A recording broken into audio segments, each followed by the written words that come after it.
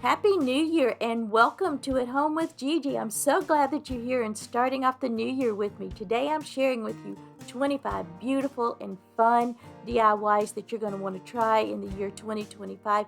I have a DIY for you that will cover any season of the year. I hope you'll let me know which one is your favorite. Let's get started.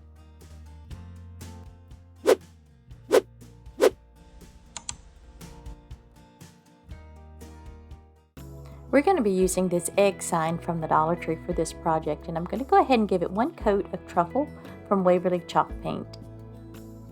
And after it's dried, we're going to go in and tape it off into 3 segments. And in the middle segment, I'm going to give it one coat of Waverly chalk paint in the color plaster. And the little bunny that you had seen laying there on the table, that was just removed from the front of the egg, and I had originally planned to use it and later changed my mind. I planned to wet distress, especially this section of the egg, and I got distracted and let it dry too much, and so when I went in with the wipe, it was fairly dry, so I had to use significant amount of elbow grease to remove some of the paint, and I didn't remove as much as I wanted here, but I do go back later after I paint the top and the bottom section with my little finger sander, and I did remove some more of the paint, and especially along the edges. For the top and bottom sections of the egg, we're going to be using the colors Ballet and Celery from Waverly Chalk Paint.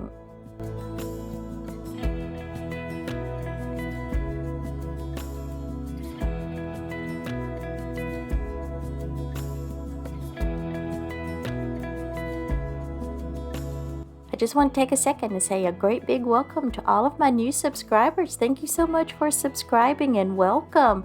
And to my returning subscribers, thank y'all so much for your love and support. I truly, truly appreciate it. As I mentioned earlier, I did come back in with my finger sander and just sanding around the edges, and then I'm going over the lines where the paint colors meet, just kind of blending that out and softening it up a bit. And then when I'm finished, I'm just coming back in and wiping everything down with a wipe. We're going to make a messy bow for this project, and I want it to have a shabby chic vibe to it. I want it to be just very soft and pretty and feminine, and I've already cut it down to the lengths that I want, and I'm going to use another piece of the green chiffon ribbon and just tie it right in the center instead of using twine like I normally do, and then I'm just going to tie it again and just make a really tight knot, and that's it.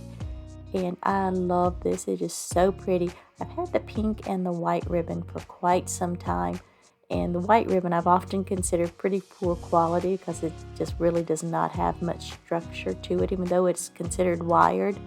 But it is actually perfect for this project because I want just very soft, kind of whimsical, floppy ribbon or bow, and I love how this looks and how it turns out.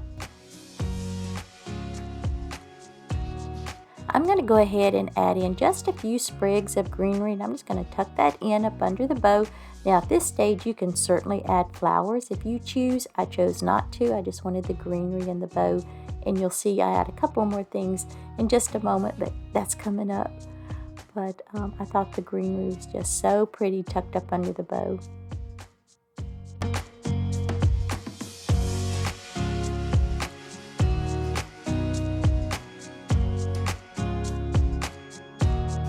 To stain our wood piece, we're going to be using folk art antiquing wax and a baby wipe, and I went over it one time. It just wasn't quite dark enough, so I just went over it again, let it dry, and then I'm just going to use super glue gel and hot glue to attach it to the front of the sign.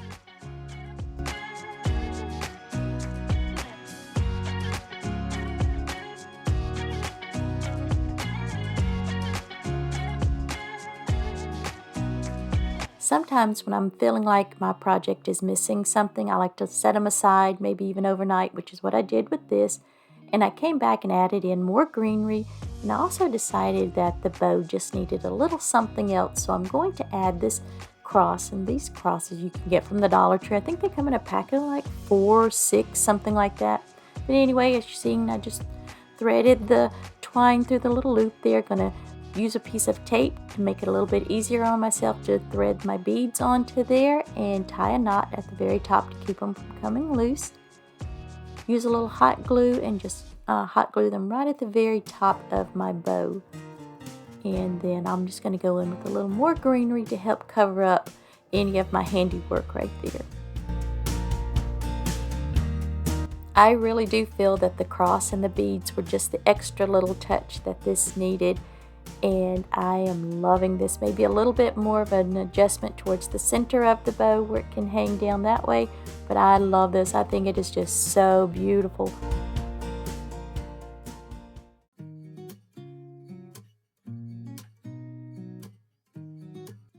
As you can see, this mason jar has seen better days, but that's okay. We're just going to flip it over, and on the back side, we're going to go ahead and give it 2 coats of Waverly's chalk paint in the color Snow White. Once it's dry, I'm going to tape off the top of the jar, and I'm going to give that 2 coats of the Emerald Blue.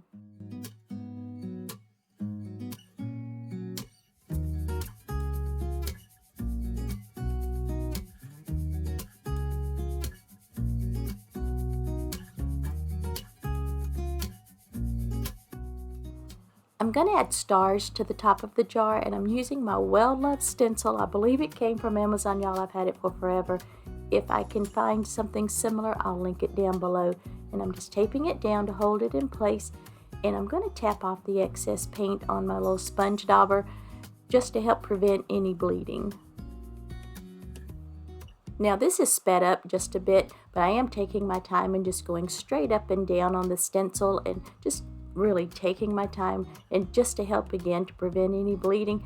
It would probably help even more if I had remembered to tape down the sides of the stencil, so just remember that. Not sure why I forgot that.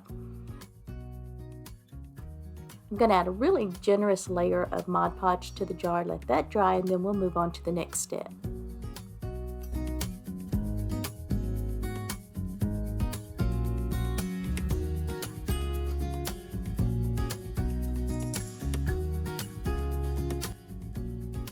After the Mod Podge is dry, I'm going to use this page out of a Dollar Tree calendar. Now this one came from 2022, so if you haven't hoarded it like I did, you'll probably have to use a page out of another calendar, but anyone will do, or you can use scrapbook paper or even a napkin for this part.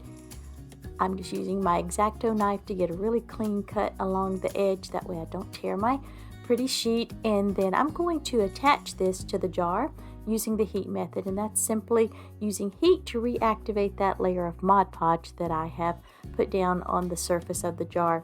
Now I'm putting a sheet of parchment paper over the top just to protect my calendar page, and then personally I like to start in the center of my project and work my way out and just go all the way around the edges just to make sure I hit everything, and y'all, it gives you a almost perfect finish every single time. And then I'll just use my sanding block and go around and remove the excess paper. Now we get to start creating our embellishments, and I'm using this small heart and 3 beads, and the heart came from the Dollar Tree. Don't think you can see it, but the honey drilled a little small hole at the top of the heart, and I'll explain that in just a bit. But first I'm going to go in with antiquing wax from Folk Art and give each of them a coat. I'm using a paintbrush because I want the color dark and really concentrated. If that's not your thing, just use a baby wipe to apply it. Because once I'm finished adding the antiquing wax, I'm going to go in with paint, and I'm going to use the colors Crimson and Snow White from Waverly, and then Admiral Blue from Apple Barrel. I'm doing this because I don't want the colors really bright and vibrant. I want a more rustic, vintagey look. If that's not your thing, then just apply the paint straight onto the beads and the heart without the antiquing wax. Now my white bead was just a little too bright for me, so I'm going in with a baby wipe and just removing some of that paint and letting more of the brown antiquing wax show through. Okay guys, I made a boo-boo. I forgot to turn my camera back on. I've already hot glued one end of the twine to the back of the jar, and I took another smaller piece of twine and threaded the 3 beads and the heart onto it, and then tied it in a knot right here in the corner and attached it to the other piece of twine. I hope that makes sense, or you can see what I've done right here on camera. And then I'm just going to snip off that smaller piece of twine And to keep it from coming unraveled and the knot from coming undone, I like to use just a little tiny bit of super glue. Just dab it on there, give it time to dry, and then if you tug on that just a little bit, that knot will pop right into the hole of your top bead. It'll hide it perfectly. Then I'm just going to take the rest of the twine, wrap it around the neck of the jar just a few times, and hot glue it to the back of the sign. As you can see, I did cover the back of the sign with some brown wrapping paper just to cover up the ugliness where I had removed some of those pieces. It just gives your project a nice finished look. I just felt that the jar still needed something, so I decided to make a quick messy bow, and this ribbon came from Walmart, Dollar Tree, and Michael's. Y'all, everything that I have used for this project I already had on hand except for this ribbon that I'm adding right now, the dark blue with the stars and the red and white and blue ribbon that looks like a flag, and I found that at Walmart this year. I just had to have it. I thought it was so pretty. But as always, I make my bows way too big, so I did have to go in and trim it down quite a bit. But this was just such a fun and easy little project to do, and I am absolutely in love with it. And I did go back and make a handle for my jar. Y'all know I love to add a bead handle, and so I made a real quick one with beads that match the ones on the front of the jar. And to cover up where I'm attaching the handle, I'm just using a little piece of the ribbon from the bow, and that's it. Add a little hot glue and attach the bow, and we are done. And it was so much fun and so easy, and I hope that you love this as much as I do. I'd love to know what you think about it.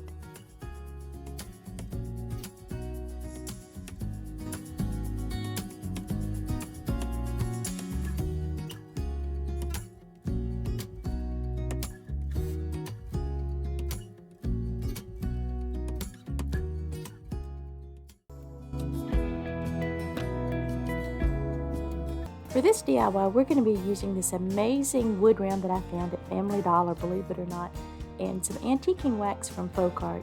So I mixed some water with it, and I really should have mixed more water. As you can see, it's coming out very, very dark, and I'm using a sponge instead of the baby wipe to apply it.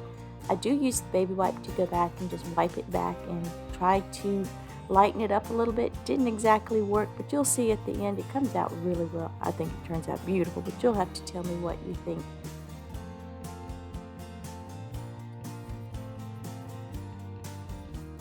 I'm going to be using the color white from Waverly Chalk Pink to paint the word hello, and I do end up giving this 2 coats because I really want this to pop. Now if you want a more rustic vintagey look, you can just do 1 coat. This DIY was originally made about 2 years ago when I first started my YouTube channel, and as most people know, your editing skills and whatever is not the greatest in the world, so I revamped this, cut it down, and I just love this so much I wanted to share it with you again. And y'all, I still use this wood round on my front door. It has really held up. I have gone back each year to Family Dollar looking to see if they have more of these signs, and so far they have not. I'm using the color ink from Waverly Chalk Pink. Now I'm keeping my project very neutral for colors, but this would be absolutely gorgeous and just bright, vibrant colors for summer. Y'all, I'm kicking myself for not getting a second sign. I don't know why I didn't pick up a second one, or a third, or a fourth.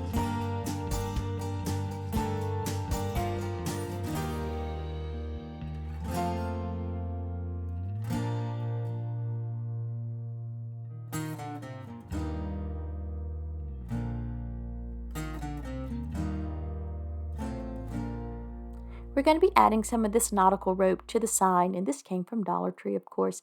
And as you can see, I've already taped off the end right there, and that just keeps your rope from fraying. It's a little trick I've always liked to use.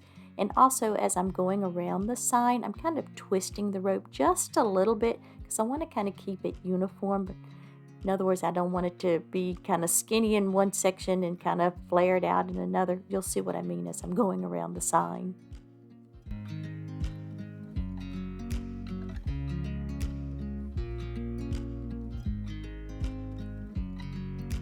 Before I cut the rope, I did wrap it with more tape, and you see it just fits so perfectly, no fraying, but that's all going to be covered up anyway with some greenery, so you won't even see the tape. And this greenery came from Walmart. I love this. It's so pretty. I'm just bending it a little bit in the center. I've wrapped it with some twine, and then I'm just going to attach this bow, and this beautiful ribbon came from Amazon. It's just so pretty. I love it. As I mentioned earlier, I made this 2 years ago, and matter of fact, I just pulled it out recently to put it on my door for this year, and I am absolutely in love with it still.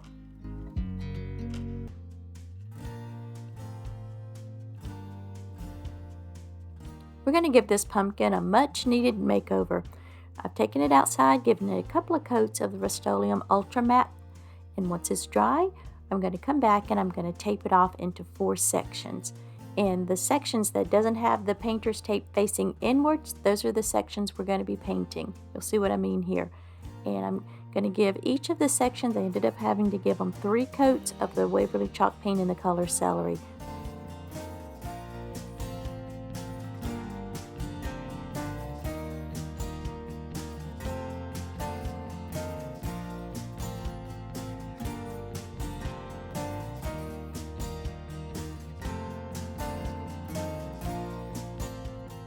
When I removed the painter's tape, I noticed that my lines weren't very good, weren't very straight. I told y'all before, I'm a messy painter.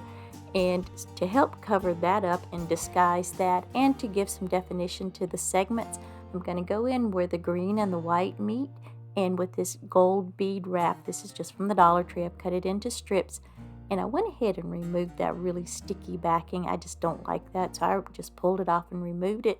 Using a little bit of hot glue, I'm just going to go in between again where the green and the white segments meet only. I'm going to decoupage each of the white segments. I didn't think I was going to leave those blank, did you? Y'all know me better than that. But anyway, I'm using tissue, and I printed out more of these beautiful fall florals from Canva. And once the ink dried, I came back with this hairspray and give it a good spray. Let that dry, then I popped it in my oven on 200 degrees for about 5 minutes. Please keep an eye on it for safety reasons. Then I'll come in and I'm going to fussy cut each of the flowers out. I'm not going to show you how to do that in detail again. I just showed you that in the first DIY. I don't want to bore you too much. But the reason for the hairspray in the oven, that is to set your ink and hopefully prevent any bleeding when you apply your printout on top of the damp Mod Podge. Unfortunately, I did have a little bit of bleeding, and that is absolutely my fault. I am very heavy-handed with Mod Podge, so just use a lighter hand when you're applying your Mod Podge. And also, this is my first time using a sponge, and for whatever reason in my head, I thought it needed to be wet.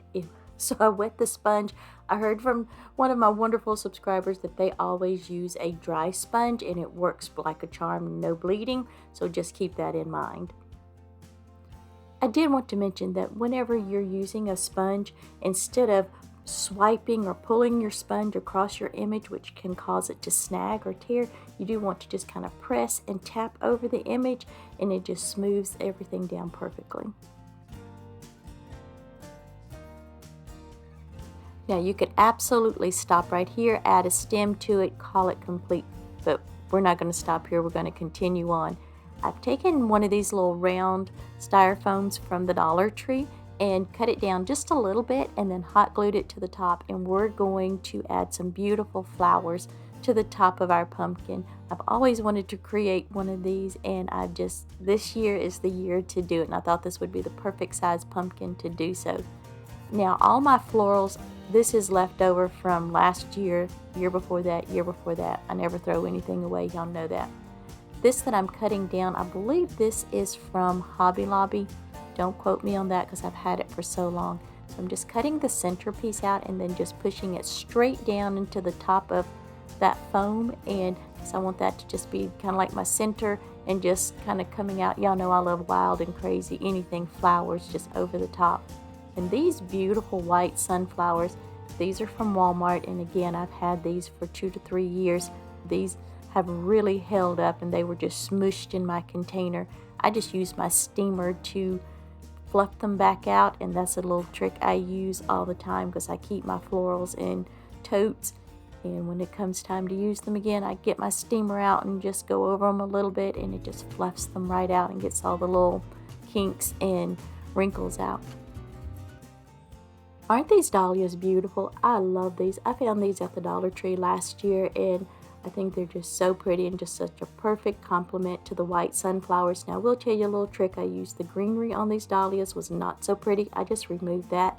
and took some of the greenery from the white sunflowers because it was just way too much on those, and added it to the dahlias, and it just made a world of difference.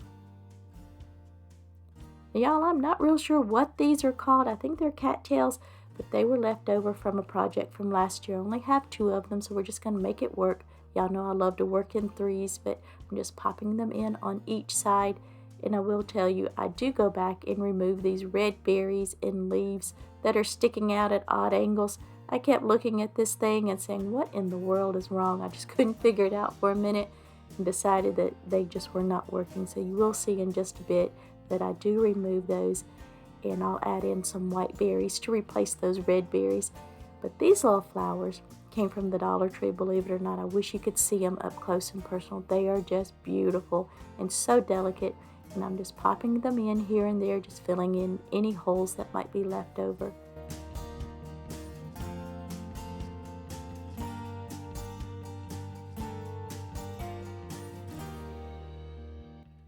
I am so happy with how this entire project came together. I just adore this. I hope that you do. If you like it, leave me a comment down below and tell me what your thoughts are, if you would change the colors. My aim is just to give you ideas and to inspire you to create something beautiful of your own.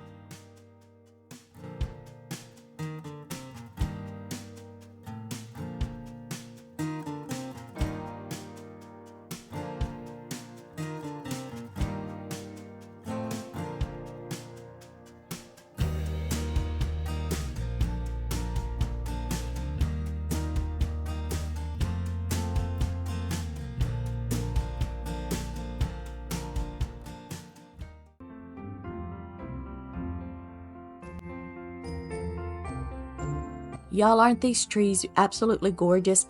I picked these up from the Dollar Tree. They were only $3 each. I actually picked up 5 of them, but for this project we're only using 3, and my inspiration came from Amazon, and they had some trees on there, and I'm like, you know what, I have these trees, we're going to recreate it.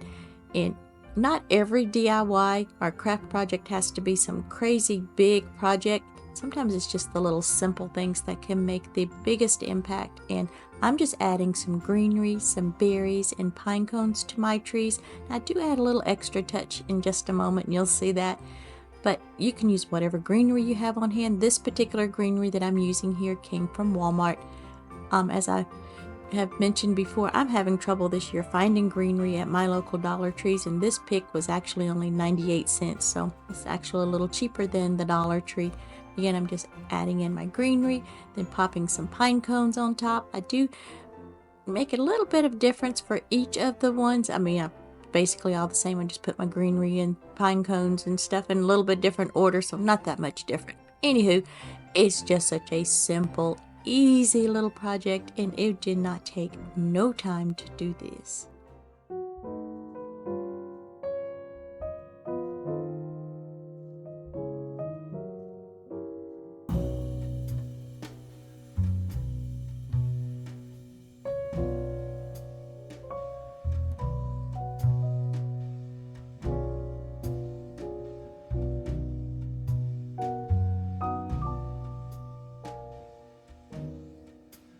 Oh, Christmas tree, thy leaves are so unchanging. Oh, Christmas tree, thy leaves are so unchanging. We're going to add just a touch of this gold paint around the outer edges of the trees, and this came from Amazon. I'll link it below. It's such a beautiful color. I'm not being too careful. I mean, I don't want to be sloppy about it, but if I get any on the front, I'll just kind of wipe it away with my finger. And y'all, I am all about this season, just cozy elegance. Usually I love the bright, blingy silver, whites and reds and glitter, but this year I'm just feeling more of a cozy vibe. I don't know, but these trees are just so beautiful, and I think this gold just takes it to the next level. Now, if you're not a fan of gold, you can obviously skip this step. You can even paint the trees if you prefer, but I just love the rustic vibe that the trees have going on, and then adding the gold around the edges just gives it that extra little touch of elegance.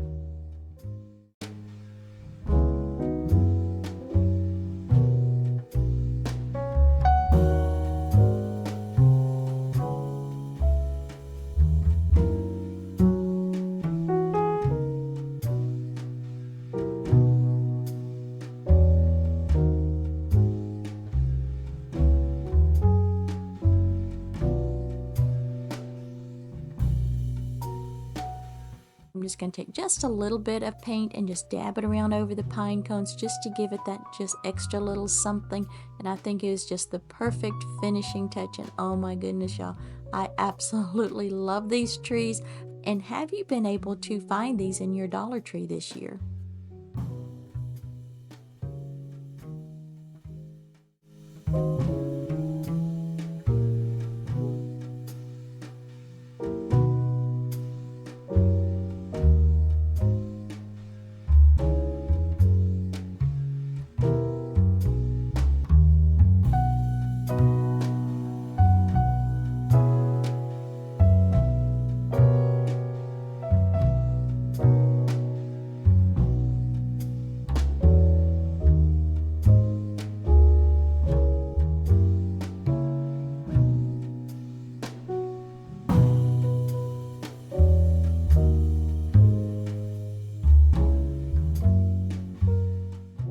For this project, we're going to be using one of these long signs from the Dollar Tree, and you can see I'd removed the heart on the back at some point in time. We're just going to flip this over, and I'm going to give it 2 coats of Waverly's chalk paint in the color Truffle.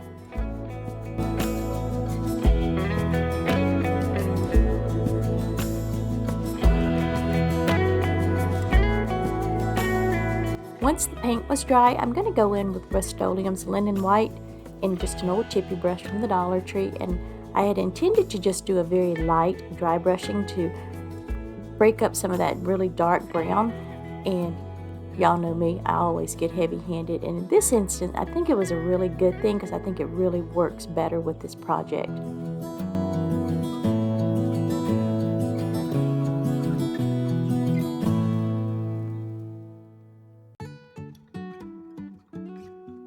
We're going to add 3 beads to each end of the sign, and I have 2 rounds and 1 square, and these are beads I had left over from other projects. I find painting beads so tedious, so whenever I do have to paint them, I just always paint extra and keep them on hand. And because they were looking so new and didn't fit with the project, I went in with a nail file and just scuffed them up just a little bit, and then I'm going in with a little bit of antiquing wax just to further distress them. We're going to loop some twine around each end of the sign as well, and I'm just using a little bit of hot glue to attach it, and then I'll just wrap it around 3, maybe 4 times, and then before I attach the other end, we'll go ahead and add our beads.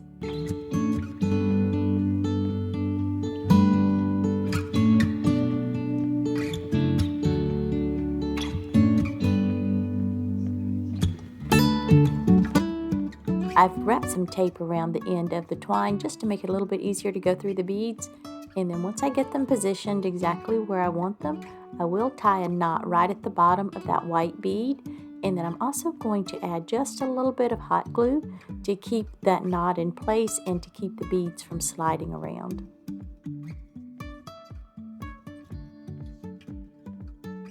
Just give the hot glue a moment to set up and flip the sign over, and then just tack down that other end with a little more hot glue, snip it off, and then I'll just repeat the same process on the other end of the sign.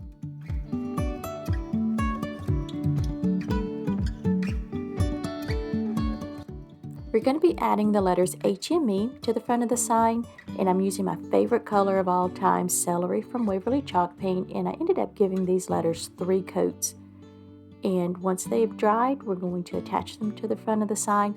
Now these letters came from Michael's, I believe. I've had them so long, I don't know if you could see that they were kind of beat up, but anyway, we sanded them down a little bit. And for the O, we're going to be using this beautiful white sunflower. And this I picked up about 2 or 3 years ago from Walmart. So I don't know if you can find them again, but I love them. I think they're so pretty.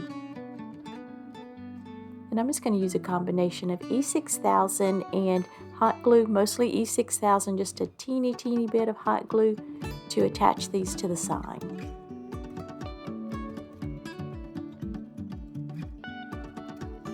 I don't know if you can see it on the sign, but I have put a bracket at the upper left corner and the bottom right corner of where I'm going to place my letters, just to help make sure they're going to be even and straight, because I'm notorious for getting things crooked. And y'all, this glue is so thick. I'm using a popsicle stick here to help spread it out. This is not my favorite E6000. My favorite is Gorilla Gel Glue, but I have this big tube on hand, so I need to use it up. So just a little trick there for you. But anyway, back to the brackets. I love these brackets. My honey came up with this idea because, like I said, I'm notorious for getting things crooked. Once I finish this project, I do put a sheet of wax paper over it, and I set several cans of soup and canned goods on top of them overnight just to make sure it's going to keep everything pressed down and in place. I'm going to use Velcro instead of glue to attach the sunflower, and I'm just taking a little piece of Velcro. I've cut it off from one of those long strips you get at the Dollar Tree, just cutting it into 2 tiny little strips, and I'm going to put one on the top and on the bottom. Now this sign is meant to be used all through the year, and you can switch out the sunflower for whatever the season may be. Now I had intended to create a pumpkin to show you, but y'all, I was rushing to complete this and get everything filmed before we left for vacation. As you're watching this, I'm in Mississippi visiting family for an extended vacation, so please forgive me for that, but I will hopefully be able to show you at a later time what it will look like with different things in the place of the sunflower throughout the different seasons. Y'all, I am just in love with this piece. It really was easy to make, and it is just so neutral and just a very versatile piece.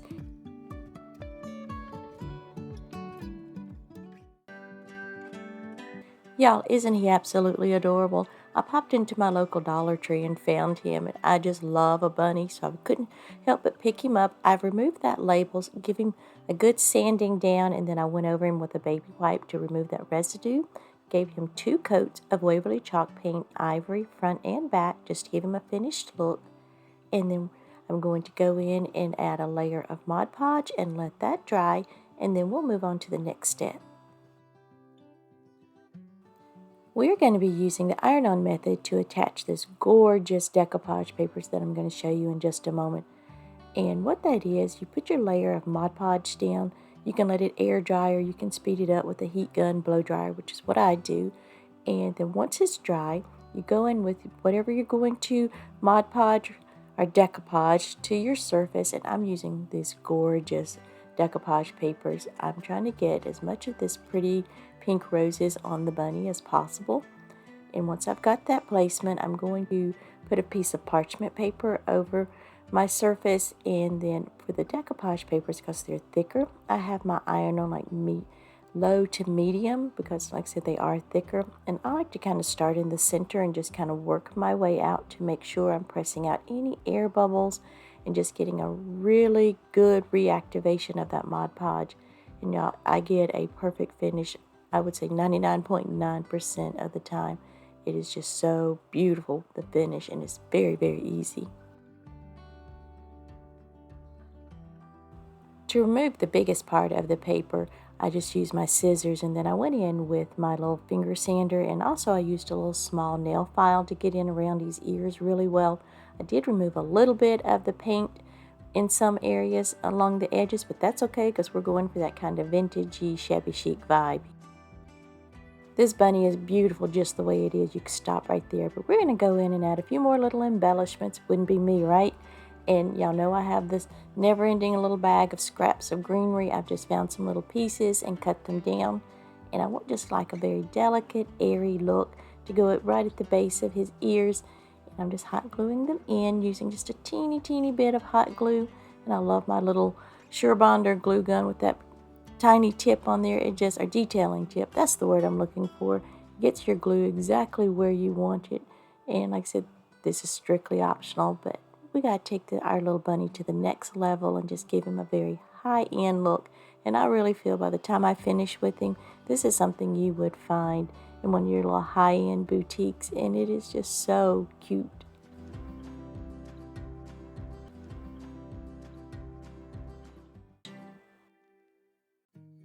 I had originally removed what I call little pom-poms from the greenery, and I decided to pop them back on. I'm not sure if I'm going to leave them there. I think that kind of gives them a cute, whimsical look. Y'all tell me, should I leave the pom-poms or should I remove them? I've made a simple little bow out of some twine. I'm going to pop that right in the center of the greenery and add a couple of more little embellishments. And y'all, I really feel that the star of this whole project is these beautiful decoupage papers, and those came from Amazon. I'll make sure I link those down below. They are so beautiful, and I love working with them. They're so easy to work with. And I think this is something that you would definitely find in a little high-end boutique this time of year. And it was so easy to make.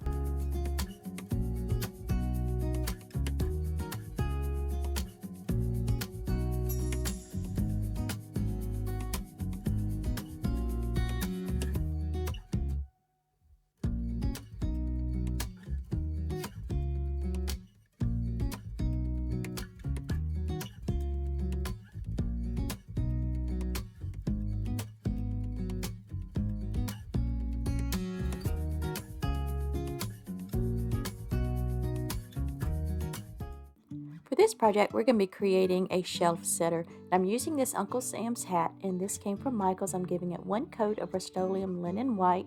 Let that dry. I've already taped everything off, and then we're going to go in and give it 3 coats of Apple Barrel's bright red. Now, I would have much preferred to use crimson from Waverly for this part, but I was almost out of it, and for whatever reason it just did not occur to me to add plaster of Paris to thicken up this paint. So as I mentioned earlier, I did have to give this 3 coats for the coverage I wanted, and y'all, I did have some bleeding. I'm okay with it. It's hand painted, it's for me, but I will show you how I went back and touched it up. I didn't do the entire thing, I just did not have the patience for it. I'm just using my little finger sander, running it along the edges there, and then I'll just wipe away the residue, and then I'm going back with a very tiny paintbrush with some Rust-Oleum and just touching it up. I'm using Admiral Blue from Apple Barrel for the band, and I did remember to add my plaster of Paris to this, and I used about a teaspoon or so if I remember correctly. Just mixed it up really well. That's a wonderful trick to use if you're out of chalk paint. And for the brim, I'm just using the exact same bright red paint, and I believe I gave it 2 coats.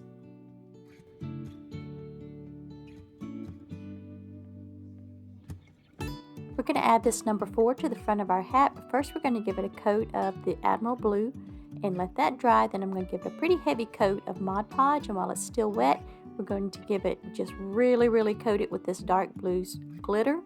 And then after it's dried, I'm going to take it outside and give it a really good spray with Mod Podge just to seal all of that glitter in. So it's the 4th of July, you have to have stars, right? And these are the little stars that come from the Dollar Tree. They're gold. I'm just giving them 2 coats of Rust-Oleum chalk paint, and then while they're still wet, I sprinkle them with white glitter. And we're also going to be using these galvanized letters from the Dollar Tree for the word July. And as you can see, I'm painting them white as well. And I'm like, that don't work because I'm putting them on the front of the stars. So I'm coming back with the little bit of crimson chalk paint I had left and just give them a coat of that. And I've used Gorilla Gel glue and attached them to the stars. And then we're also going to use this Gorilla Gel glue and just glue them right across the band of the hat. And then I'm just popping the number 4 right in the center, or as best I can in the center of the hat. And we're going to call this project finished. And yes, it was a little bit of painting to do, but it wasn't hard at all. And if I hadn't have gone on vacation in the middle of making this project, it wouldn't have taken long at all. But I love how it turned out and how it looks on my hutch.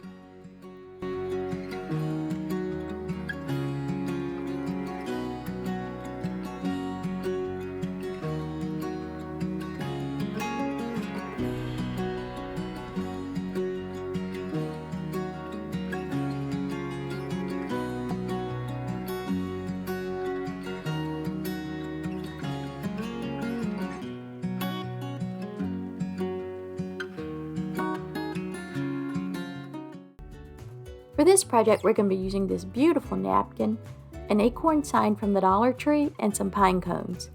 And I'm going to go ahead and give the acorn sign a coat of Waverly's chalk paint in the color plaster. Let that dry. Then I'm going to go in and add a layer of Mod Podge and let that dry as well, because we're going to be using the iron-on method to attach our napkin.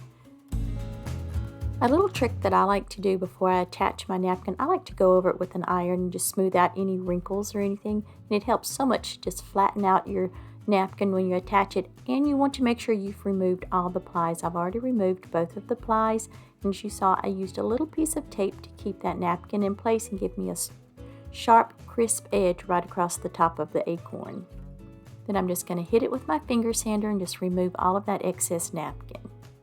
I love using the iron-on method because it gives you such a perfect, smooth finish almost every single time.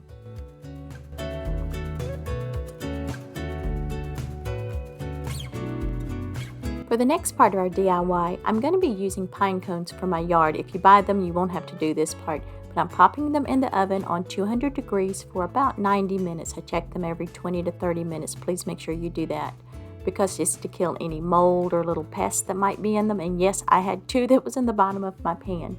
Once they cooled, I'm going in with these little cheap clippers from the Dollar Tree. And y'all, this worked so well. You see the things lined up across there. I wanted you to see I tried each and every one of them, and it just smushed the little scales that I'm clipping off. But anyway, these worked like a charm. So if you find them, stock up on them. And then once that's done, I have a whole pile here and then another pile off camera you can't see. And I'm going to apply them one by one with some hot glue. And yes, this took a while, but it is so worth it. I cannot wait for you to see the finished product at the end.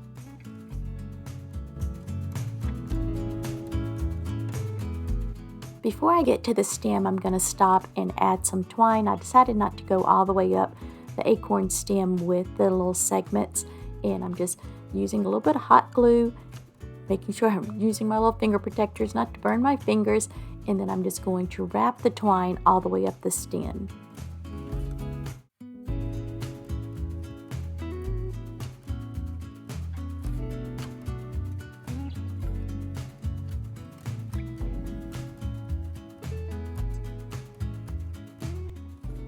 As I'm doing this, I'm looking at my side and I'm like, why did I not paint the top of the acorn brown? It would have made it blend in a whole lot better, but I do fix that in just a moment. But first, I'm snipping off the tops of the little segments, and I'm going back and hot gluing them on top of those jagged edges just to give it a better finished look and to make it look more like an authentic acorn. And here I am going back in with just a teeny tiny brush and some nutmeg from Apple Barrel. I'm just going around the outside and any little peaks of white that might be showing through. Then I'm just creating a little hanger with some twine and just hot gluing it, and I'll pop a piece of ribbon over the back just to make sure it stays in place.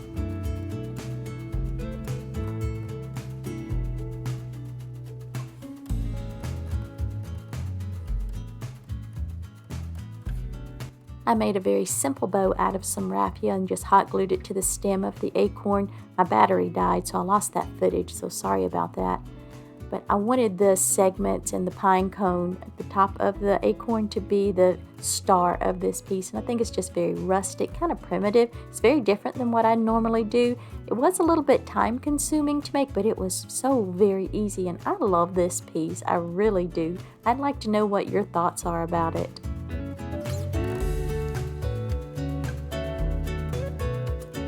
For this project, we're going to be using this tobacco basket, and someone gave it to me. They were going to throw it out, and I'm like, hey, I can fix it up and hopefully remake it, and that's just what I'm doing. I'm just reattaching where some of the little pieces have come loose with some glue and just kind of holding it in place. Then I'll sand down the rough edges. I'm going to take it outside and give it 2 coats of Rust-Oleum Ultra Matte in white. I've cut down a little piece of floral foam, and I'm just going to hot glue that to the top of the basket. And I'm going to use a variety of greenery, except where I'm not going to use the red berries that's laying there on the table. Now, the greenery I'm going to be using for this project is all from last year. I have not seen anything like this at my local Dollar Trees this year. Matter of fact, they have very, very little florals, just a few poinsettias, things like that. So hopefully they're going to get something soon. Anyway, I'm just cutting them down and then just layering them in at different lengths on each side of the foam.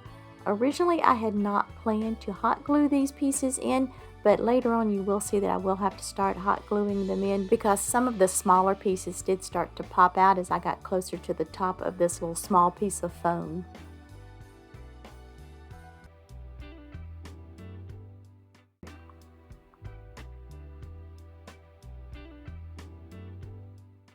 Now the next day when I came back and was looking at this, I realized it needed longer pieces to come down into the bottom of the basket. And y'all, I guess I did not push the record button hard enough, so I am so sorry about that. But I just basically layered in these longer stems like I did the shorter ones until I got the length that I was looking for and the fullness that I was looking for.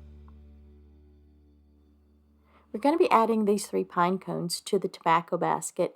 And to do that, I'm tying a loop at the end of this twine, and then I'm going to hot glue that loop as close to this top and center of the pine cone as I can.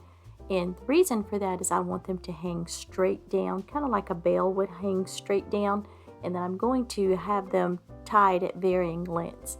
But after I get the loop hot glued on top, I'm going to just pop in just a little bit of this greenery. And again, this is greenery that came from the Dollar Tree last year, and I'm just snipping off the little tips of them and then just hot gluing the little greenery on each side. And then I'll pop some of these berries right in the center to kind of cover up my hot glue.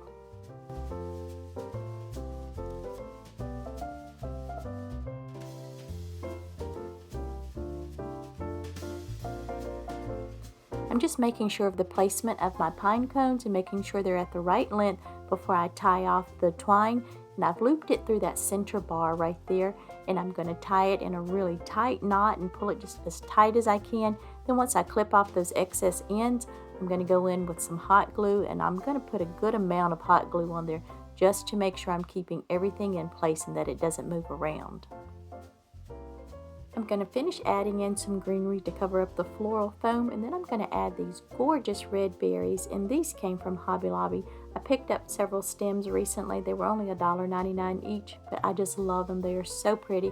And then for the perfect finishing touch, I'm going to add in this beautiful cardinal, and this came from Amazon. I got a packet of 4 of them back during the summer for another project I have planned, and I'll try to remember to link it down below for you. I love cardinals. They just have such a special meaning to me, and I am ecstatic about this piece. It cost me so very little money for such a beautiful piece.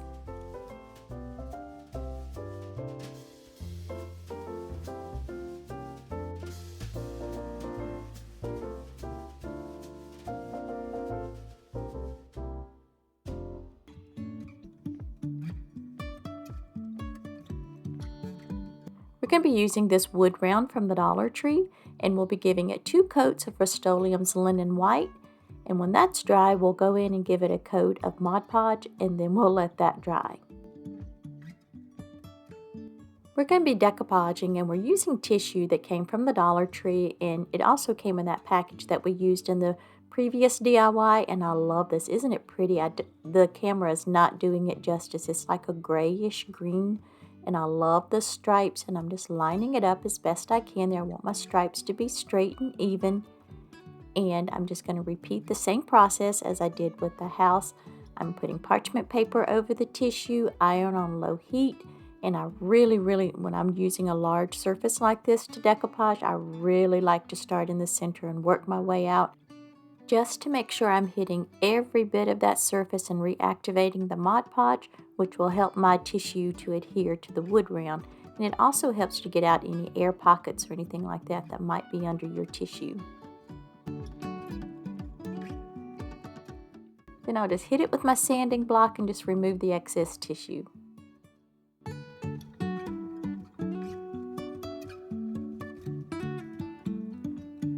We're going to be adding the word home to our wood round, and I'm going to give it 1 coat of ink from Waverly Chalk Paint. Once it's dry, I'm just going to use some hot glue and pop it onto the sign.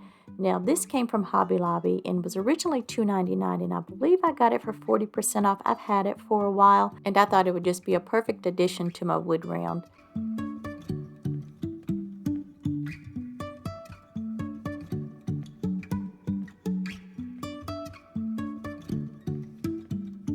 To make our hanger, I'm using a piece of black rope, and to give it a little extra security, I've cut a strip of this brown crafting paper, and then I'll just pop that over the end of the rope just for, like I said, some extra security, and it will also help to cover up your work.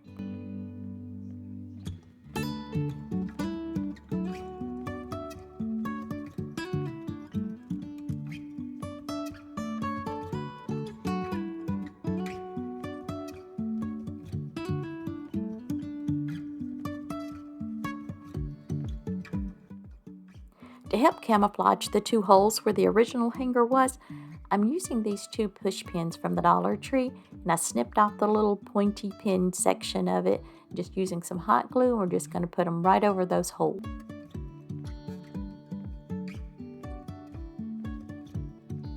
For the bow, we're going to be using this ribbon from the Dollar Tree. I cut 3 strips at different lengths, hot gluing the ends together, and I'm just going to stack them on top of each other and just make a very simple bow.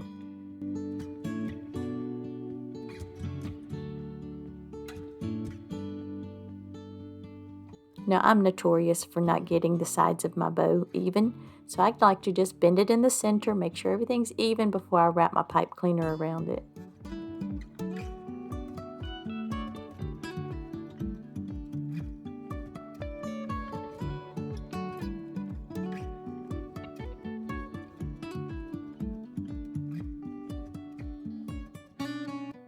To help hide the pipe cleaner, I just folded over a piece of the ribbon, hot glued it together, and then I'll just wrap it around that center and use a little more hot glue to keep it in place.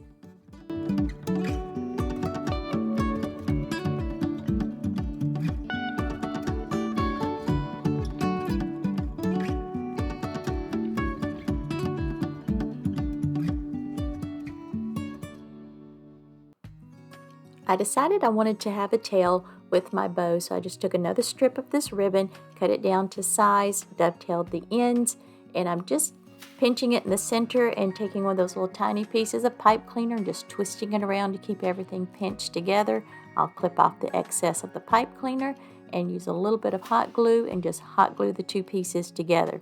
Now, if you struggle with making bows, this is one of the easiest, most simple bows you can make.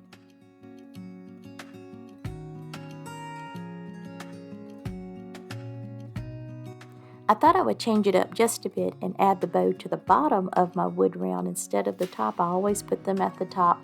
Tell me what you guys think. Would you prefer it at the top or at the bottom? I want to add in just a little bit of greenery around the bow, and y'all, I love this greenery. I picked it up at Michael's back in the spring, and they were having a crazy sale on all their greenery. I believe it was 70% off, and I picked up several bunches of this. I think I have one more left. I really hope I do, but anyway, I thought this was just the perfect addition to this sign.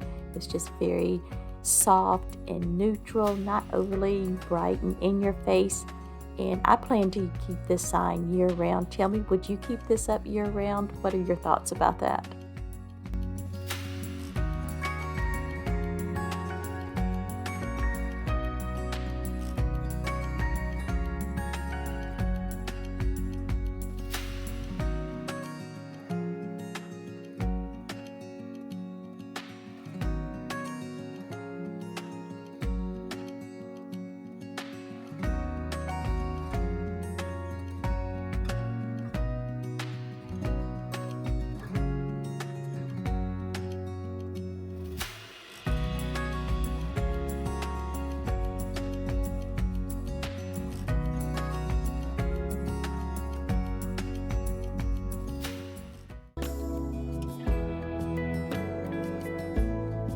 We're going to make a super cute picture for spring, and I'm going to begin by just taking this picture frame apart, just pop out this backing, and then I'm going to pull off those little foam red roses that's on the front.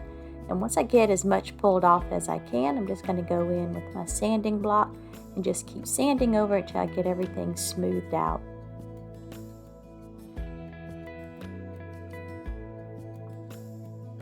Now, it would have been easier if I had just smoothed everything down and painted over it, but I decided to move that paper backing, which was a little bit harder than what I thought it would be, but I just dampened some paper towels, put it over it, and then I just saturated. Not showing it, but I saturated it with my spray water bottle, let it set for a few hours, and then just peeled it off, and then just went back in with my sanding block and sanded it all down. And just wiped all of that down. Then I'll go in and give it a coat of Waverly chalk paint in the color Ivory. And once it's dry, we'll move on. I've added a layer of Mod Podge and let that dry. And we're going to be using the iron-on method to attach this beautiful decoupage paper. And this came from Amazon, and I'll make sure I link it down below.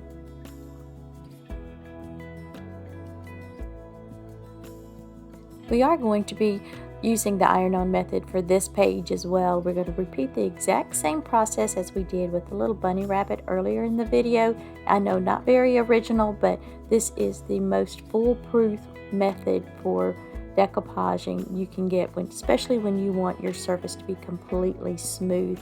And we're going to be adding a stamp to the center of our page in just a bit. So I want this to be just as smooth as it possibly can. And y'all, I love this. I cannot say enough how much I love this decoupage method. And again, I'm just going to hit it with my sanding block, go around and just remove that excess paper and then move on to the next step. This stamp came from Amazon and I'll link it down below for you. It is just so adorable and the detail is just beautiful. And I'm just using my ink pad and just going around making sure I get enough ink to make sure I get a really good stamp on my paper. Now y'all, this is new to me, so I may not be doing it exactly right, so my apologies for that. I did get a little gung-ho and I got some ink on the plastic, and so I just went in with my baby wipe and just wiped off any excess. I'm just trying to line it up as best I can. I do get a little bit off center, but that's okay. I'll go back in a little bit, and once I get it in the frame and camouflage it with a little bit of greenery that we're going to add. Now y'all, grant me some grace again. This is my first time using a stamp, so I may not be doing it exactly right. I am learning. So if you have any tips and tricks, drop them down below. I'm trying to be careful. I want to make sure that I press it down enough that, you know, the stamp is going and ink's going to get on my paper, but not so much that it's going to smoosh and kind of blur the image. While the ink is drying, I'm going to go in and give a really quick sand down to this frame because there's some type of coating on it. I'm going to wipe that down really well, and then I'll go in and give it a coat of Waverly chalk paint in the color Truffled. So I want the frame to look kind of aged and vintagey, so I'm going to be using this chippy brush and going in with a little bit of leftover ivory paint, and I'm just going to dry brush over the frame. And I intended originally to just do it very lightly, but as I always do, I got too heavy-handed in some spots, and I'm glad that I did, because on the areas that I got too heavy-handed, I went in with the baby wipe and was just wiping it away, and I got a little heavy-handed with that, and I was like, ooh, I really like that look. And it was removing some of the brown truffle paint as well, and with that color of the frame up under it and just all of it mixed together, it just gave it that perfect, just aged, worn out look that I was looking for. What is it that Bob Ross used to say? A happy mistake? Is that the phrase he used to say a lot? But anyway, this was a great happy mistake. I love how this frame turned out. Now that everything's put back together, isn't that beautiful? I just love this. It just looks so vintagey. And I have a variety of greenery here and some of these beautiful little pink ranunculus. And we're just going to, I'm just kind of seeing where I want to place them.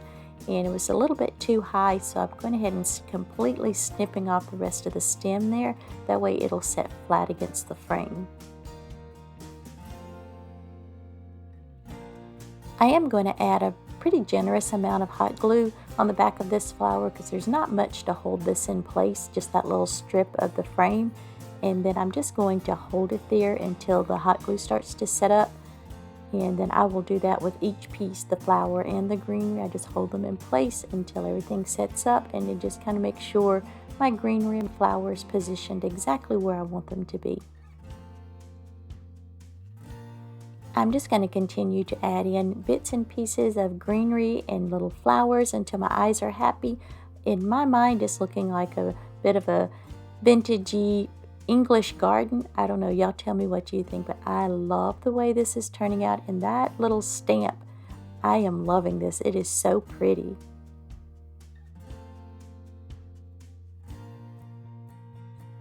This little white rose that I'm adding in right now in the lavender, that came from Walmart, and it's just, y'all all know I have that little bag of bits and pieces, and I'm just adding those in. And I basically did the exact same process on this top corner, except I'm just using these little white flowers instead of the purple lavender. And y'all, I do not know what these little tiny white flowers are. They were on some of my greenery and I just snipped them off. They kind of look like white lavender. I have no idea. If you know what they are, just leave me a comment down below and tell me. I thought they looked perfect and just wanted a little bit of something extra there at the top corner. But I am just so in love with this picture frame, y'all. I cannot tell you how much I love this vintagey English garden look. You can always choose to use a different type of stamp. Like I have a stamp that I got from Temu that has birds on it. I could have used that instead of the rabbit, but because this is still before Easter, I went ahead and did the rabbit because I just love this rabbit so much. But if you use birds or something like that, you could pretty much use that all the way through the summer. We're going to create this beautiful vintage sign that was inspired by a photo I saw on Pinterest, and we're going to be using this cube from Hobby Lobby, and I literally paid $1.19 for this. I've removed all the labels and the stickers, and we're going to give it 2 coats of Waverly Chalk Paint in the color Truffle. We're going to be creating the crackle effect on this box, and I'm putting a very generous layer of school glue. I just happen to have Elmer's on hand, but you can really use any brand of school glue. And it is a very generous layer, and I'm just going to go ahead and smooth all of that out. Now, I am just as messy with glue as I am with Mod Podge, and as you can see, I've got some over the sides. I'll just go back and clean that up with a baby wipe. And I'm loading up both sides of my paintbrush with paint because I want to try and make one trip all the way down, one stripe all the way down at one time without going back and forth over it. I don't always do that. The idea is it will lessen your crackle effect if you keep mixing the glue and the paint together. I wasn't thinking and did that in a couple of sections, so my crackle effect is not as good as it could have been. Now I set this aside and let it dry and went on and did other projects, and then I came back once it was dry to the touch, and I'm going to repeat the process on two of the sides. Again, I'll set it aside, work on other things, and let that dry. Then I'll come back and complete the other 2 sides. Now, some people I've seen go in with a blow dryer heat gun just to speed up the process. If you want to do that, that's fine.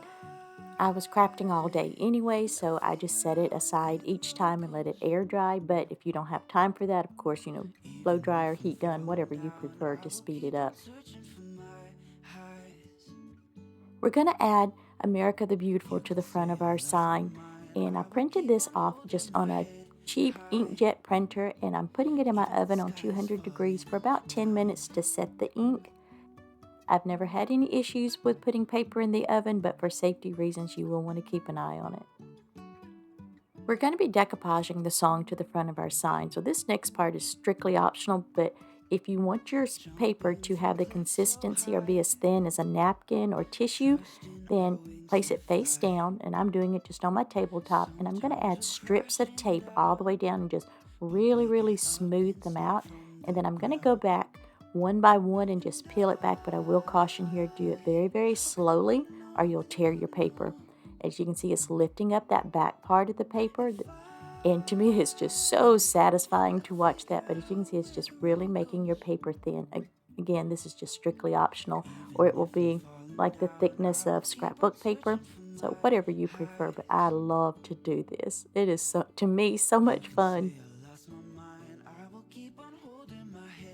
To remove the excess paper around the song, I'm just using a paintbrush, a little small paintbrush, and some water, and I'm just going around the edges and just removing a little bit at a time. You can always go back and remove more, but I want it again to look weathered and worn, and this is one of my favorite ways to remove excess paper when I'm decoupaging. I love the uneven edges and texture that it gives. Even if the sky is falling down, even if the sky is falling down. It just wasn't looking weathered and worn enough for me, so I'm just going to crush it up and just kind of squish it between my hands. Now, this is a little bit sped up. I'm doing it pretty slow, so I don't want to tear my song. I guess it wouldn't be the end of the world if you did. It would just make it look a little more weathered and worn, but, we don't want to tear it. We've worked on it too hard, right? And then I'm just going to smooth it back out a little bit, and then we're going to use some Mod Podge and go ahead and attach it to the front of the sign. I'm going to center it up as best I can, and once I get it to exactly where I want it, I'm just going to hold it in place. I don't know about y'all, but I am forgetful, and if I pick it up and move it and then add my Mod Podge, then I got to start all over again trying to get everything centered. So I've just found that it's easier to just hold my paper, napkin, whatever I'm decoupaging in place, and then just work from there. Now, this is one time I don't mind the wrinkles, but I'm going to be using the plastic wrap to kind of help smooth out and just get any excess Mod Podge or bubbles that might be up under there. Again, I don't mind the wrinkles, but it just seemed to be smoothing everything out, and I'm like, gah! Of course, when I want the wrinkles, I can't get the wrinkles, but oh well, what are you going to do? Once I've finished smoothing out the sheet of music, I'm going to go back around the edges with another layer of Mod Podge just to make sure I've got a really good seal and none of those edges are going to come back up. Once the Mod Podge is dry, I'm going to go in with Folk Arts Antiquing Wax and a chippy brush from the Dollar Tree, and I'm just going to start by just brushing over the entire piece and just gradually building it up and just trying to get that distressed, vintage rustic look that I'm going for. It just still is not happening, at least to me. So I accidentally put too much antiquing wax on one end, and I grabbed my wipe, was wiping some of it away, and it started rubbing away the paint, and I'm like, bingo, that's what I'm looking for. So I just continued all the way around the piece, just randomly removing paint. In some spots I had to do a little bit of rubbing and scrubbing to get some of that paint off, but you'll have to tell me what you think when you see the final result at the end. But I think that was just exactly the right touch and what it needed.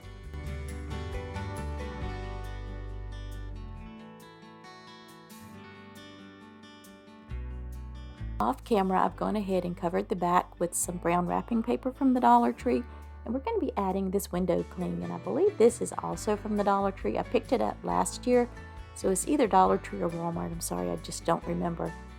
And we're just going to be placing it there in the center of the song.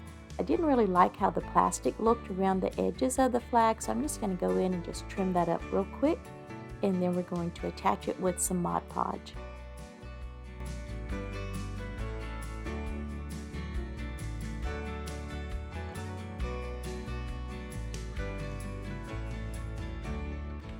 I'm going to go in with the layer of Mod Podge and just put that directly on the back of the window cling. That way I can control exactly where it's going. And then I'm going to center it up as best I can.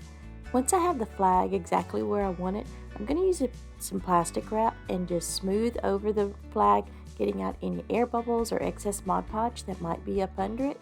And then once I'm done with that, I'm going to take another sheet of plastic wrap and place it over the entire flag and use my brayer and just kind of roll back and forth. I really want this flag to look like it's a part of the sheet of music, not like I've just thrown it on top.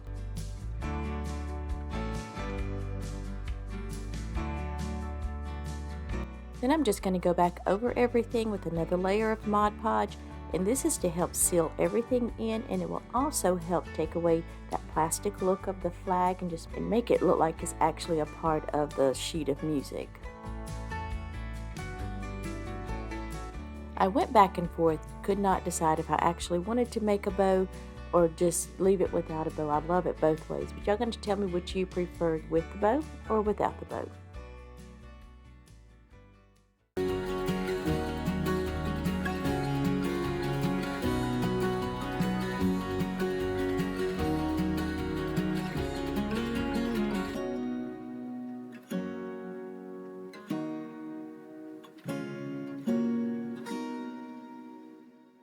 For this pumpkin DIY, we're going to start with taking the two frames outside and giving them 2 coats of Rust-Oleum white spray paint. I'm going to place the frames where they're facing each other or back to back, however you want to look at it, and then I'm going to be using zip ties to hold it together, and then I use 3 zip ties across the bottom, 1 on each side, and then 3 across the top. Then after I got them all cinched in, I just went back with my wire cutters and just snipped off the ends of them. I forgot to mention, I did snip off one of the stems. I could not get them to line up and it was really bugging me, so I just used my wire cutters and just snipped it off.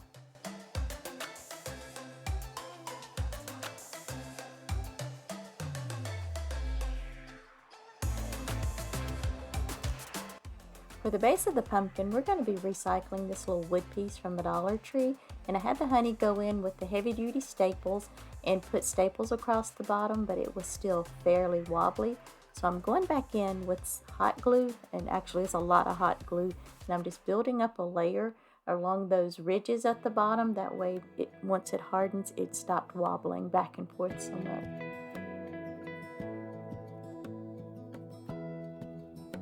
While the glue is still a little tacky, I'm going to go ahead and add in the floral foam and just press it down into the wire, and then I realized it was way too long, so I cut it off and it was kind of jagged, so I just went all the way around and just added in some Spanish moss just to cover that up. I'm just going to continue to fill in with these beautiful fall leaves and these gorgeous florals that I've collected over the last year or so. And one of the picks that I'm using is from Walmart this year, and I happened up on it, and oh my gosh, y'all, it was just so pretty. But I cut it down and just used bits and pieces in this. And like I said, I'm just going to keep filling in until I cover all of this foam up. And as you can see, I popped in a candle. You can use a pumpkin, a vase, whatever you choose, but I love these candles. I have a whole collection of them. I've got mine from QVC several years ago, and they have lasted for forever. And to me, they just resemble a real flame. So beautiful and just cozy, especially this time of the year.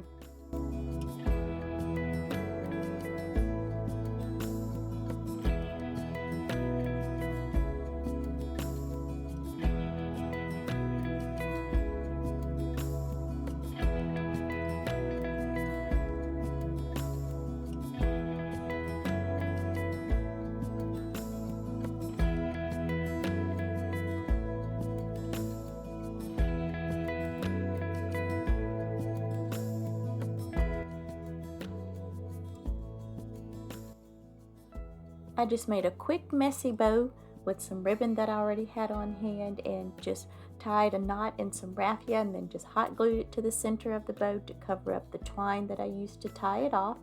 And then I used more twine to tie it onto the stem. And that was just the finishing touch for my pumpkin. Oh goodness, y'all, I love this. I really am in love with this. I think it is just so beautiful. It is going to be in the center of my table all the way through Thanksgiving, and I am just so happy and over the moon with this piece. I did make a couple of changes. As you can see, I put in a taller candle. The other one was just a little too short, and I switched out the pumpkin. I thought it needed a bigger pumpkin and some color, and I think this pumpkin is just perfect. I am loving this.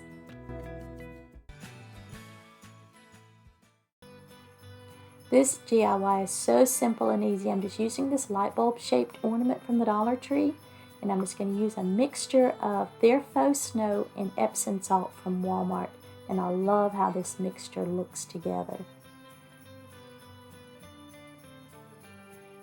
And then I'm just using some little sprigs of greenery that I had left over. I was going to use the one that's laying on the table as well, but once I put the greenery with the berry in there, I loved how that looked and just left it as it is. And now I'm just adding some Mod Podge to the top of my ornament because I want it to look like it's snow covered. I did make a little boo-boo here. I should have waited on adding the Mod Podge all the way around and just did it as I went because it dried out, but it was okay. I just went in and added more, and I'm just placing the Epsom salt around the top and just kind of patting it in, trying to keep it in place. I did go back with more Mod Podge and kind of seal it in. And I just added in a little bit of glitter just to give it a little extra sparkle. And then I wrapped the top with some of this jute twine and just added a hanger.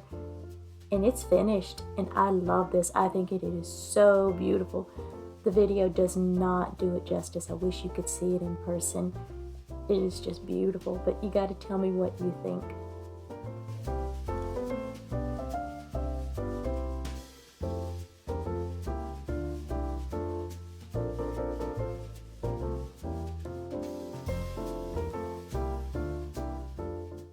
Y'all, I'm so excited to share this DIY with y'all. I've wanted to do it for quite some time. I finally got around to it. We're going to start with this birdhouse, and I believe it came from Walmart. I've had it for quite a while. And I'm going to use the color Truffle from Waverly Chalk Paint. And I mixed a little bit of water with this paint. Didn't quite mix enough because I want to create a stain. And it was a little too thick to have a stain effect, but I will fix that in a moment, and you'll see I'm going to go back and just wipe it down really well with a baby wipe.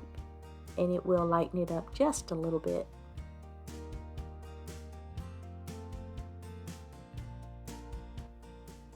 While the truffle was still slightly damp, I'm going in with Rust-Oleum's Linen White, and it's pretty thick because it was the very last of what I had on hand, so I added water to that as well, stirred it up really good, and then I'm going to go in and just paint the entire birdhouse with it.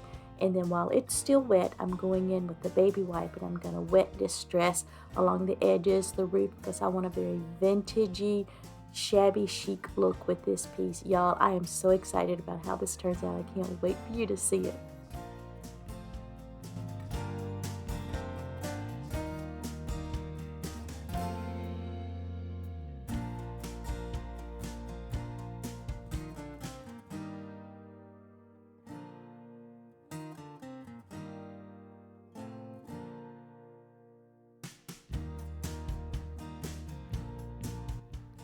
Y'all, I'm going to use a combination of scissors to fussy cut and my little tiny paintbrush with water to remove these flowers, to decoupage them to the birdhouse, and they are so beautiful. You can just choose one or the other. I'm a little extra sometimes, so I just did both, but I absolutely love this napkin. I found it on eBay on Napkin World.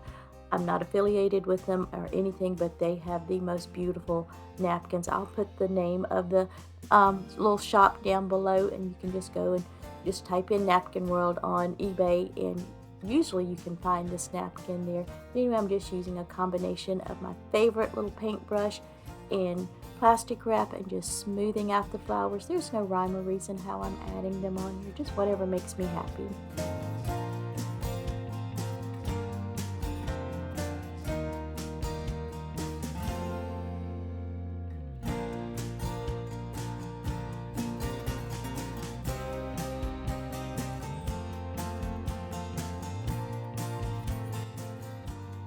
Next, I'm going to add some moss to the top of the birdhouse.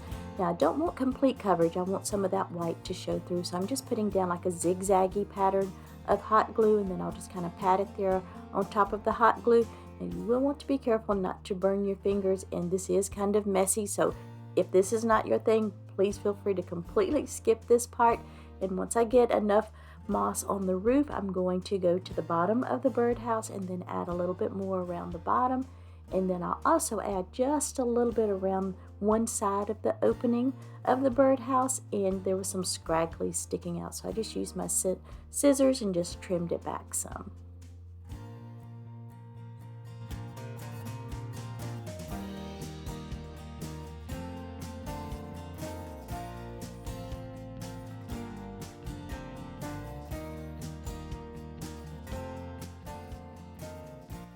I'm going to create a sign for the birdhouse, and I've broken the ends off of a popsicle stick and left the ends jagged, and I'm going to paint the popsicle stick front and back with some linen white from Rust-Oleum. And then while that's still slightly damp, I'm going to use a baby wipe and some antiquing wax and just brush over it to distress it.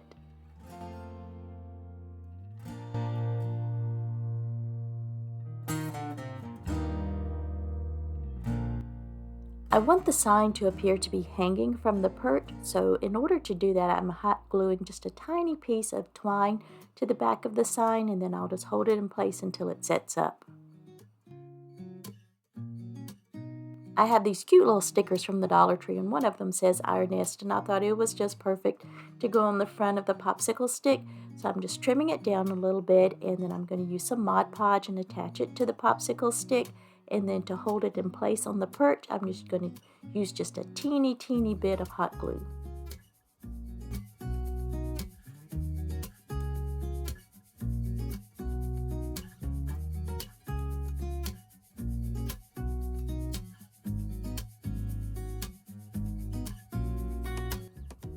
The sign is a little too new looking and didn't really fit in with the rest of the birdhouse, so I'm using some Mod Podge and just lightly brushing over the sign, and then I'm going back and just tapping in some of the moss and trying to age it a little bit, and as a result, as I'm going back and forth, it was smearing the moss, giving it a green look.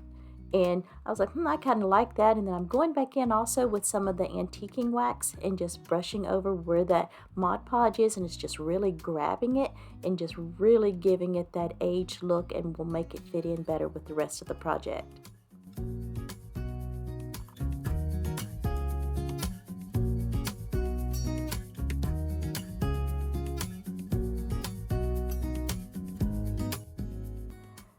I'm going to use this candlestick for the stand, and it was already painted and left over from another project that never happened. So the technique for this is a little bit different than the birdhouse. I'm just dry brushing over it with the stain that was left over. So to me, it looks a little bit different in color. You'll have to tell me what you think when you see it at the end together, but we're going to roll with it and make it work. And I'm just using a combination of E6000 and hot glue to attach the candlestick to the bottom of the birdhouse. I'm just going to hold it in place until it starts to set up. Now, ideally, you would let this set overnight or even 24 hours, but because I'm trying to complete this project, I let it set up for about 2 hours before I moved on. And then I'm just going to take some of those same flowers that I used on the birdhouse and add them to the candlestick, and I'm going in an upward motion. I want the flowers to look like it's climbing like a trellis and just climbing up the candlestick. And I love how this turns out. It's just so pretty.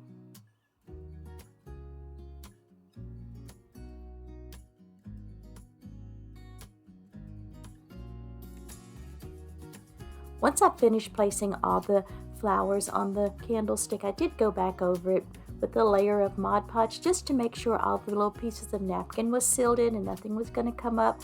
And y'all, I absolutely love this. I hope you like it as much as I do. Like I said, I've been wanting to make one of these for a very long time. I've seen so many on Pinterest, and I'm like, one of these days I'm going to get around to it. And I finally did.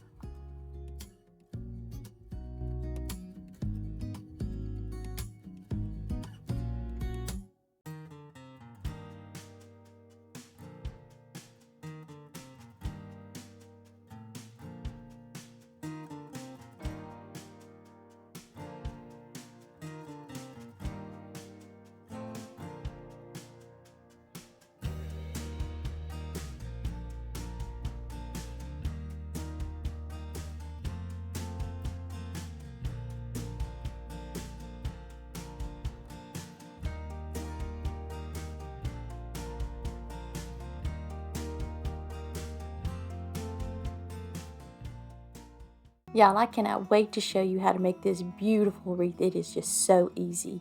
We're going to be using this frame, and it came from my local thrift store, and I think I paid like $1, maybe $1.50, something like that for it. And these really pretty flowers, these came from Walmart. And then I just have a variety of greenery that came from the Dollar Tree, and I believe some of it came from Walmart as well. I've already cut my greenery down, and then I'm just going to hot glue it to each side. What I do on one side, I'm going to do on the other is what I'm trying to say. And then we will have the flowers in the center. But I want to put a good layer of greenery down before I start adding in my flowers.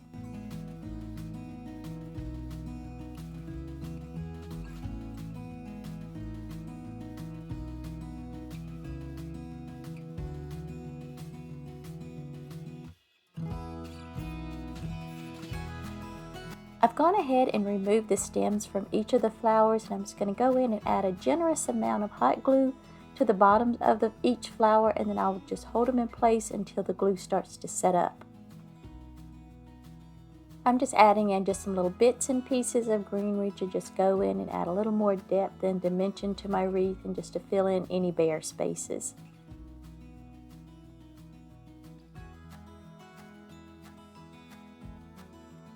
If you don't have one of these flat wreath rings, don't worry about it. You can always use a grapevine wreath or even one of those flat metal wreath rings from the Dollar Tree. Just wrap some ribbon around it and hot glue your greenery and flowers to it, and it would be just as beautiful. I'm just continuing to add in little bits and pieces of greenery.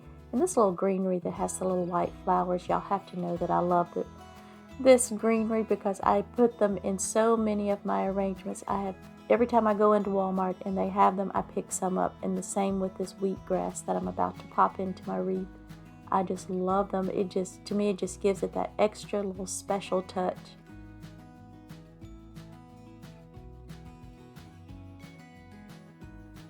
I just love how this wreath is turning out. It has just such a soft, romantic look. And it's just so very pretty. And y'all, I'm not kidding. It was so easy to put together. I've mixed together some Waverly antiquing wax with water, and I'm just going to use a baby wipe and stain the wooden sign from, I believe it was Hobby Lobby. And after I let it set for a few minutes, it just wasn't as dark as I wanted it, so I just went over it again. I let it dry, and then I went back in and gave it a coat of the linen white from Rust-Oleum, and I had intended to go back a couple hours later and distress it, and y'all, got distracted, and it was the next day when I'm coming back, and I'm trying to use my finger sander to distress it a little bit. Just wasn't getting the result that I was looking for. So I came back and was using a baby wipe and got a much better result, and just really got that distressed look that I was going for. Sometimes I'm not always in the mood for distressed look, but for this project, that's what I was looking for, and I was so happy with the way this sign turned out.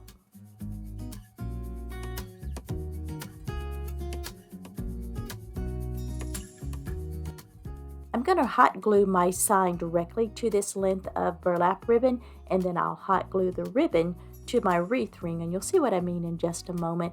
And I'm just using hot glue for this. You can use a more permanent glue like E6000 Gorilla Gel Glue, whatever you prefer. I've already done one end, and I'm just hot gluing the other, just adding a little bit of hot glue here, and then I'm just going to tap it down into place.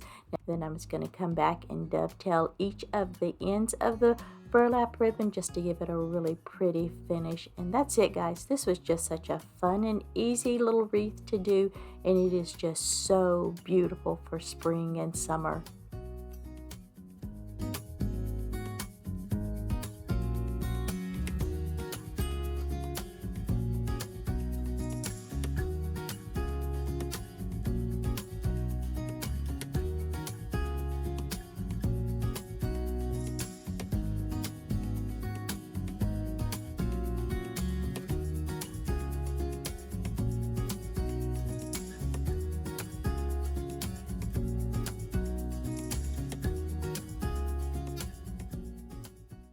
For this project, we're going to be using these 3 letters, and they came in a bundle from Michael's, and I picked them up last year after the 4th of July when they had their clearance sale for 70% off.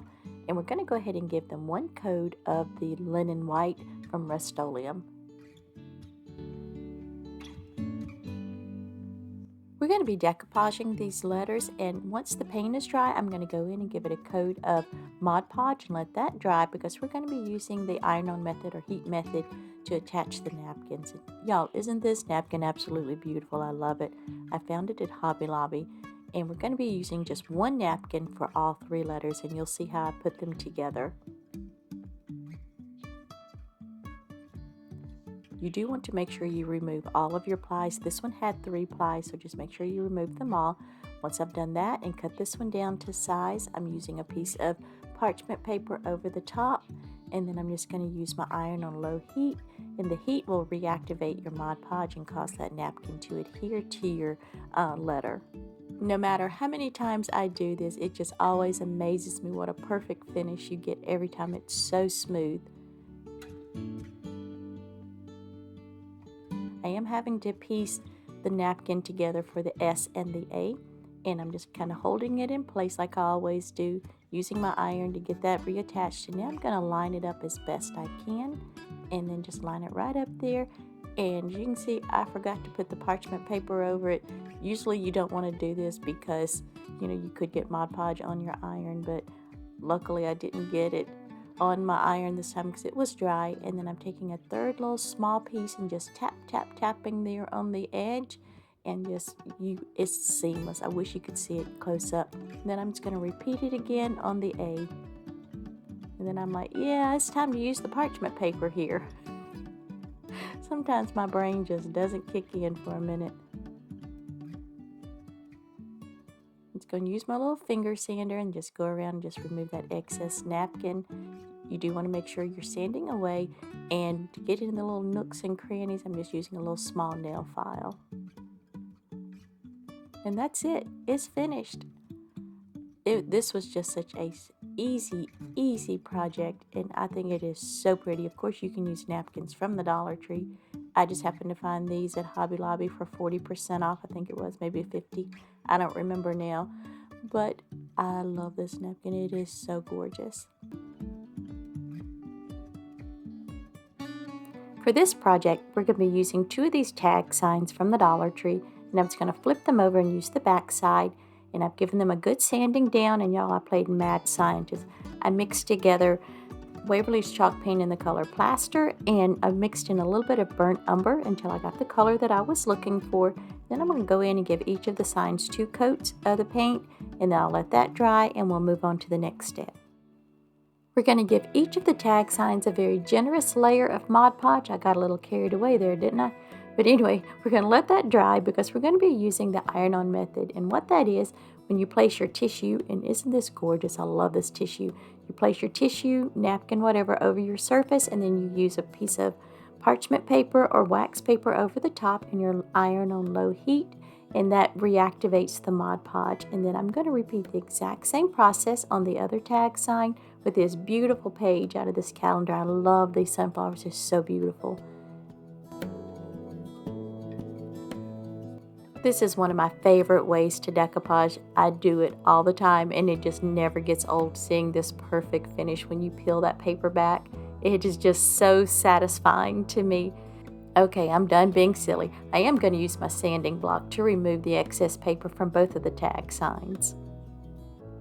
We're going to be adding these washers to each of the signs. I just thought it needed a little more detail and embellishment, and I'm using hot glue to attach them. Quick setup, but you may want to use E6000 Gorilla Gel Glue for a more permanent hold.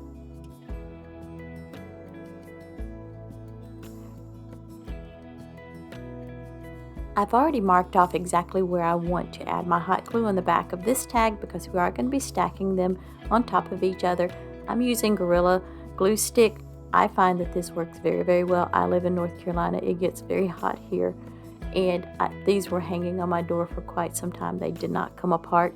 So you make your decision. I mean, you can always use, again, E6000 Gorilla Gel Glue, whatever your glue of choice is. To hang our sign, I'm just going to use a piece of rope from the Dollar Tree and tie 2 really large knots on each side. And to snip off this little extra piece, I did wrap it with tape first, and that just keeps your rope from fraying. Y'all, I love this bow. I've used a variety of ribbons to create it, and it's a little funky, but that's okay. I think it's the perfect addition to this project, and I love this project. It's just very inexpensive to make, and I think it's just so pretty, and it's the perfect thing for the end of summer, early fall, if you're not ready for pumpkins and all that good stuff just yet. This is just perfect. Y'all tell me what you think about it, and I hope that you like it as much as I do.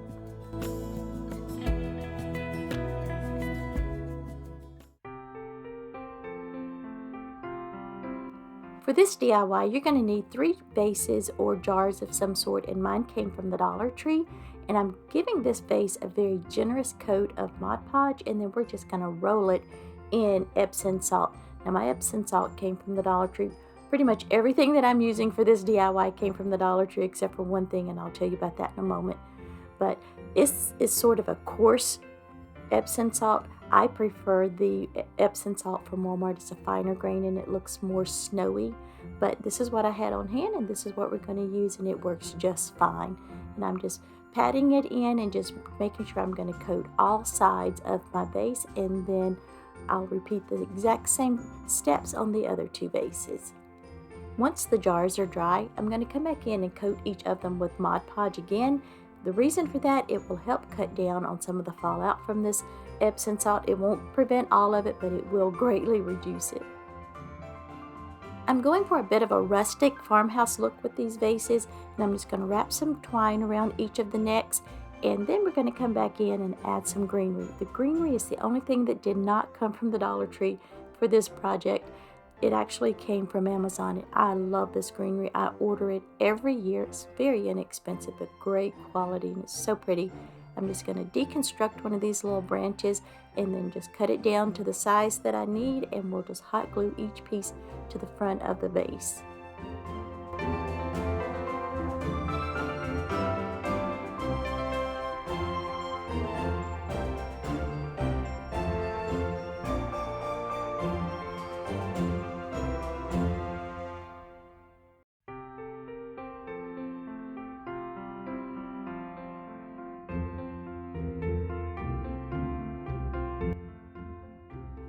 All that's left to do is just pop in a little pine cone, tie the ends of our twine in a little cute bow, and this was so easy and so simple to do. It really didn't take no time at all. The longest part of this was waiting for the Mod Podge to dry overnight, but you could hit it with a blow dryer or heat gun and speed up the drying. You know, whatever you prefer, whatever your time schedule will allow. And y'all, I love this. It's just absolutely adorable to me. To light up the vases, I'm just going to add in these little solar lights from the Dollar Tree, and I absolutely love the beautiful, cool glow from these solar lights. I love it, but I will show you an alternative. If cool colors are not your thing, I'm going to show you what it looks like with some battery-operated lights, and it's a more of a warm glow. They're just as beautiful as well. I love them both, and I've used it with both the solar lights and the battery operated lights, but I'd like to know which one is your favorite, the cool or the warm lights.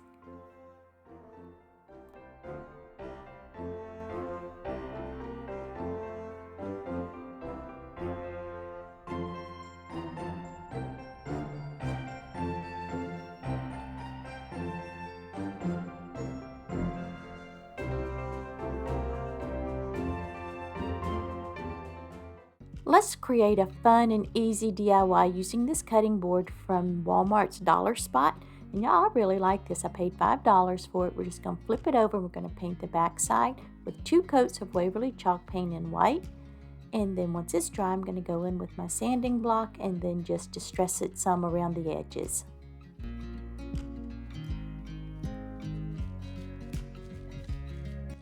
We're going to add this rooster to our cutting board, and this came from Walmart, y'all. I don't remember how much I paid for it. I've had it for forever, but it's back in their crafting section, so I think it was maybe $1.25, $1.50, something like that. Anyway, I'm just going to paint most of the rooster in the color truffle, but its wing and what is that? Its tail feathers, something like that. We're going to paint those white because we're going to be decoupaging those.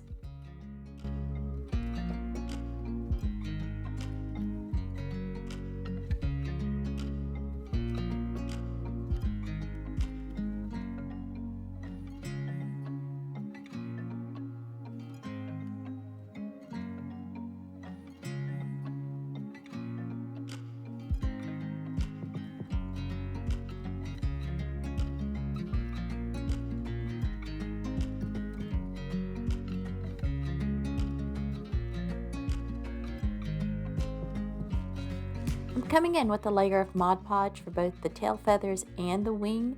Once that's dry, we're going to add our napkin. This napkin came from Hobby Lobby. I picked a package of them up for a couple of years ago back in their party section.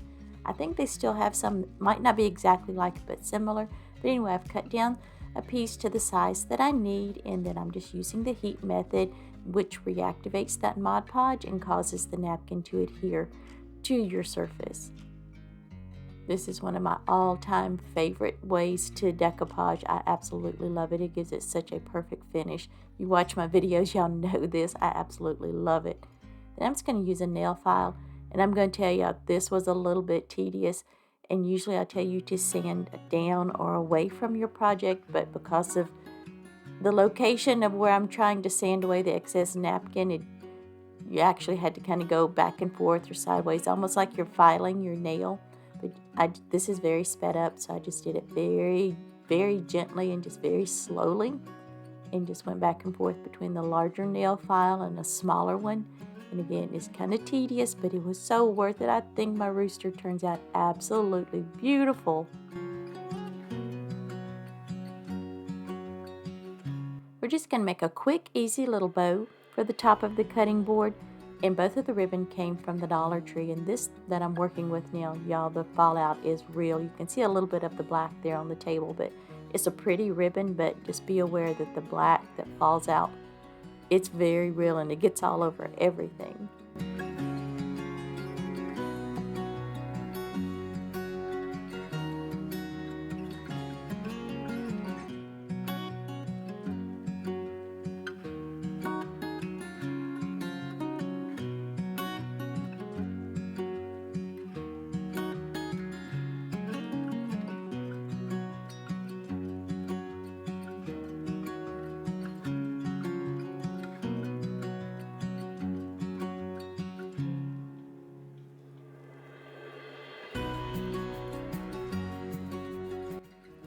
I don't want the rooster to lay flat against the cutting board, so I'm using one of these little cubes from the Dollar Tree, and I'm using a combination of Gorilla Gel glue and hot glue.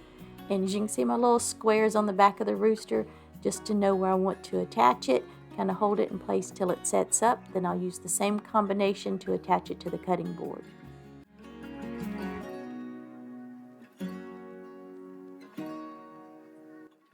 Now that I've added the rooster, I'm going to go ahead and add the bow, and just using a little bit of hot glue, going to pop it onto the top of the cutting board. And I just kept feeling like it was missing something. I couldn't figure out what it was, so I just let it set overnight the next day, and I'm like, oh, it needs some greenery. So I'm using this greenery. It came from Michael's, and I got it back in the spring when they had their 70% off sale that I picked up some items, and I'm just snipping off some little pieces and just popping them in there. Now, I didn't cut them down. I will go back later off camera and snip them down because they were just way too long and just looked kind of weird sticking out there.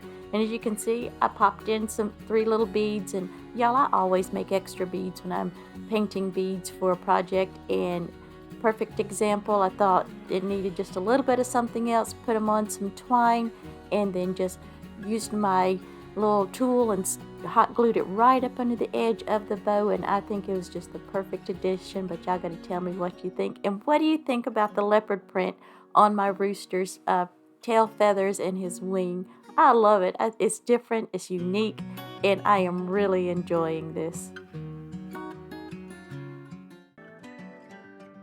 Today we're going to be using this calendar from the Dollar Tree, and I'm showing you we're going to be using the bunny and this wood round also from the Dollar Tree. And I'm just going to go ahead and give this wood round one coat of Waverly chalk paint in Snow White. And now after it's dried, I'm going to go in and add a layer of Mod Podge to this wood round, and then I'm going to let that dry before we move on to the next step.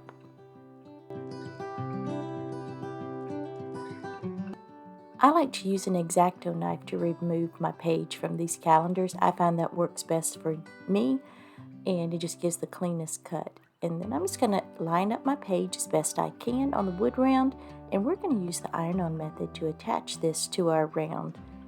This is one of my favorite ways to decoupage, and as you can see, I like to start in the center of my project and just smooth my way out, and then I work my way all the way around the edges, making sure to get every inch of the surface to make sure you're going to get a good reactivation of that Mod Podge. And see what I mean by how perfectly smooth and just a wonderful finish you get. Then I'm just going to go in with my little finger sander and just remove that excess paper, and we'll move on to the next step.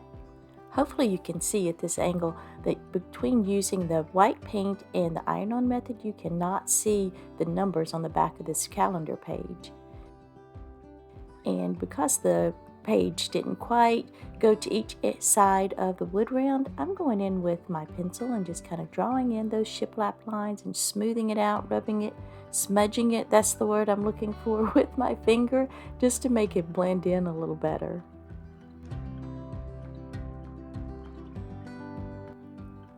We're going to be using some of these little greenery pieces, and this is just bits and pieces I've had left over from other projects. They came from the Dollar Tree, but I don't know if they have them there this year or not. I really have not bought any florals this year so far, and I'm trying my best to use up some of my stash because I have way too much stuff, as most crafters do. But aren't these little peachy pink flowers so beautiful? They usually do have these every year in a multitude of colors, and I've had these for a while, and I am finally getting around to using them. If you're enjoying my DIYs, I hope you'll go ahead and hit that subscribe button, and while you're there, go ahead and hit that notification bell, and YouTube will let you know when I upload a new video, and that's going to be the first and third Sunday of every month at 7 p.m. Eastern Time. Y'all know I love my collabs, so I'll be throwing a few of those in between, so I can't wait to see y'all each time. And while you're at it, go ahead and hit that like button for me, and if you don't mind, you can leave me a comment. That really lets YouTube know that you're enjoying my videos and will help my channel to grow, and I would appreciate it from the bottom of my heart.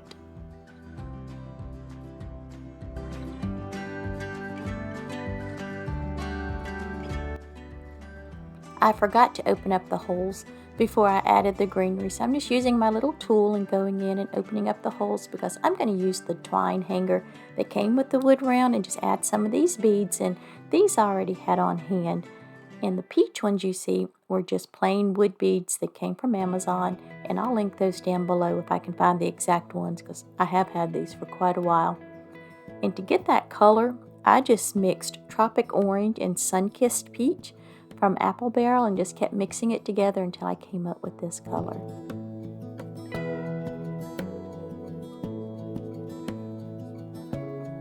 All that's left to do is just pop the handle in through the little holes and call this project finished. And y'all, I am a pokey crafter. I make no secret of that. This took me no time at all. And all in, I think it was probably less than $5. And I think it turned out just adorable.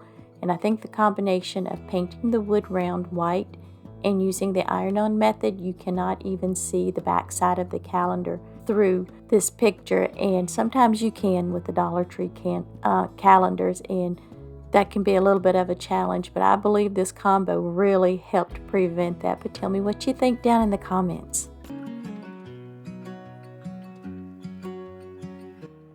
So instead of floral foam, we're going to use great stuff to insert all of our greenery and flowers. I've never used this before, and I've been wanting to use it after seeing Damon over at Deco Exchange, and I'll list his video below. He gives a great do's and don'ts on how to use this stuff.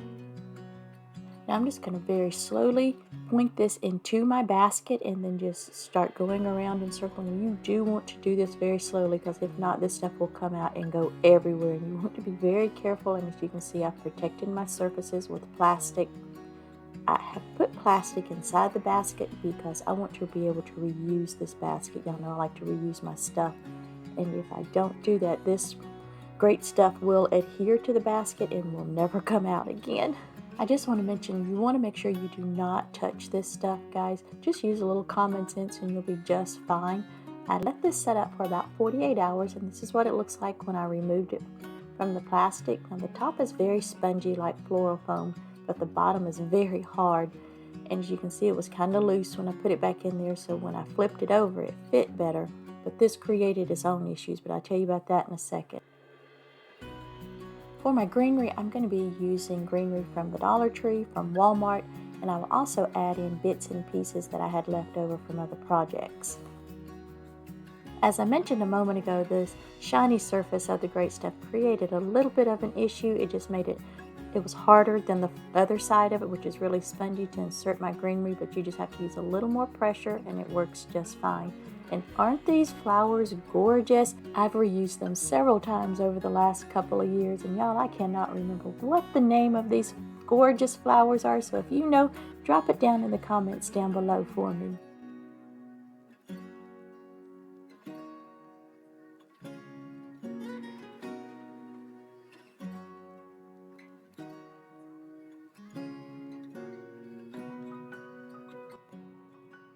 Aren't these poppies just the sweetest? I think they are so pretty, and these came from Michael's last year as well.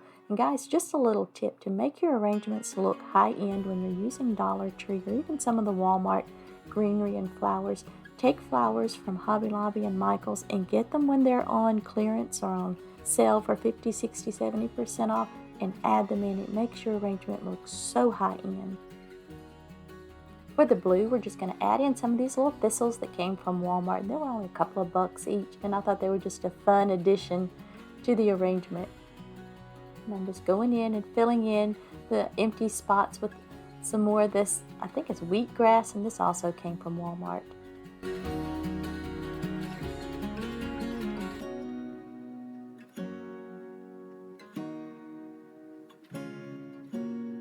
And because I forgot to add it in earlier, I'm just going to add in my moss just to cover up that spray foam. I don't know why I always forget to add this in, but I do.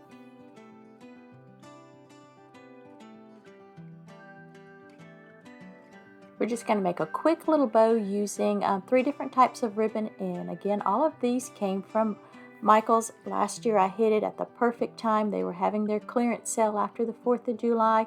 And y'all, that's when I like to stock up on my ribbons and florals and things like that. I hate to pay full price for any of my crafting items.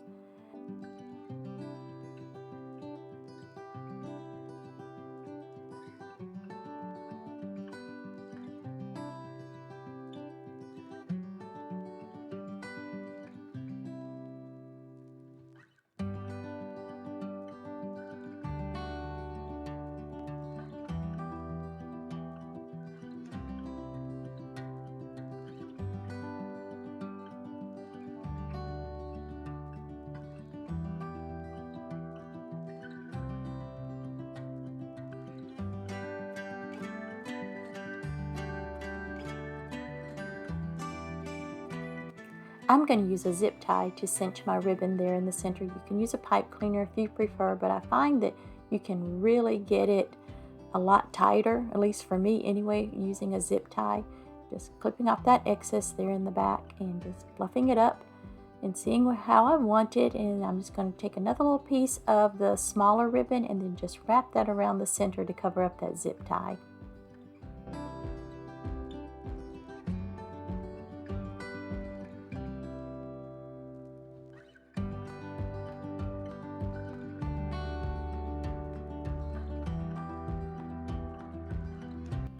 So I needed a way to attach my bow to the basket, so I decided to use a bamboo skewer, and I'm just cutting it down to the right size, and then I'm just going to go ahead and hot glue it to the back of the bow.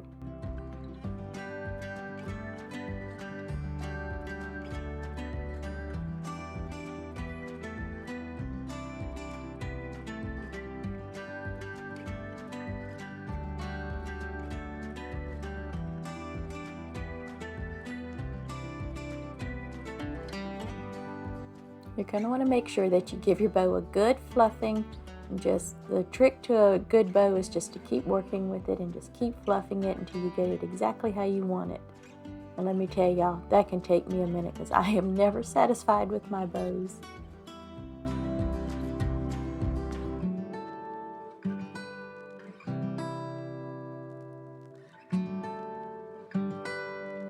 Y'all, I think this has turned out so pretty, and only one thing left to add is just the flag, and this came from Walmart.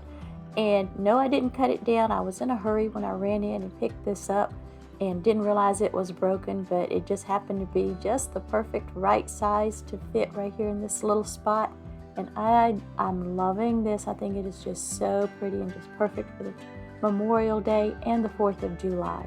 It had finally stopped raining and the wind was cooperating and just a gentle breeze for my flag, and y'all, I couldn't ask for a better spot or a better view of this beautiful basket outside on my front porch. Y'all let me know what you think about it.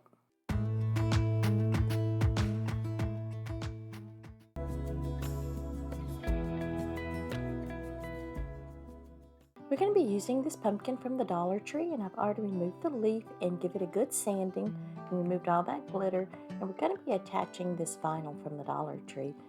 And I'm going to just outline the pumpkin on the vinyl and cut it down a little bit more just to make it a little bit easier to handle.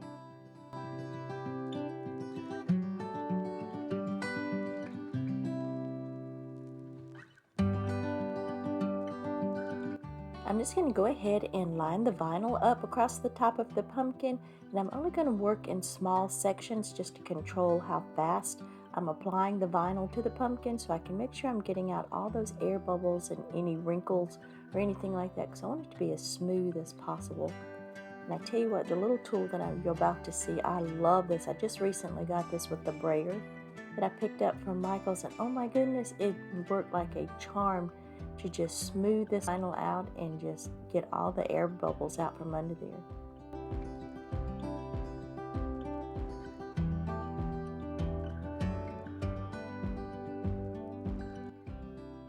I think I might have a new favorite tool. This thing is just amazing. I love it. I'm just going to go in with my favorite nail file and sanding block and then just remove any of the excess vinyl around the pumpkin, and this stuff just came off so easily. I've never used vinyl before, but it really came off so easy, and I love working with this. So you're probably going to be seeing more projects in the future because I have some stacked up from the Dollar Tree like everybody else.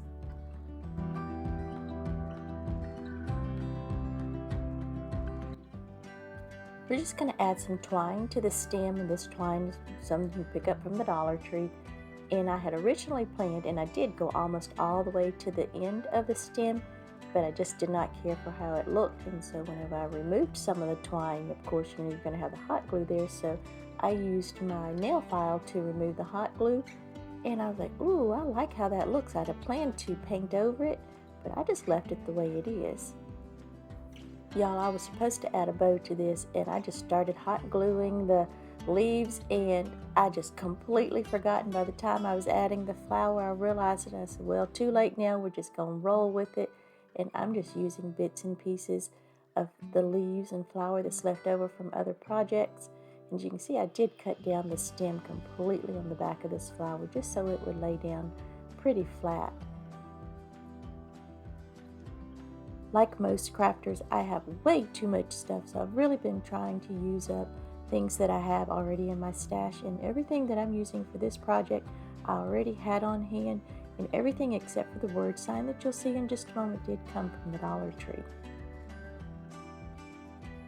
I'm going to be using a baby wipe to apply the paint for two reasons. One, I want it to have more of a stained look, and the other reason is I want to preserve that brown outline around the words, because I think with this orange paint it just really makes it pop and stand out.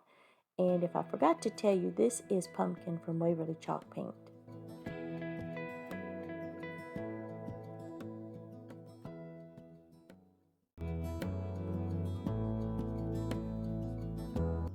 I'm out of my favorite Gorilla Gel glue, so I'm just using some of the super glue from the Dollar Tree and just a little bit of hot glue to attach the sign.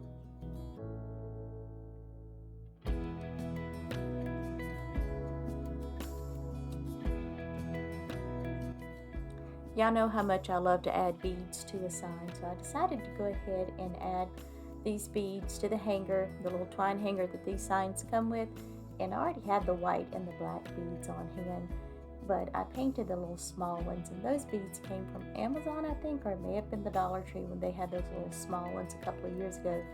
But anyway, I painted them with the same color. I did the sign, Pumpkin from Waverly Chalk Paint, and then I'm just going to pop it into the holes. And that's it. This completes the project. Oh, I did go back and add, I think, 3 more beads, because once I hung it up, it just didn't look quite full enough, at least to me.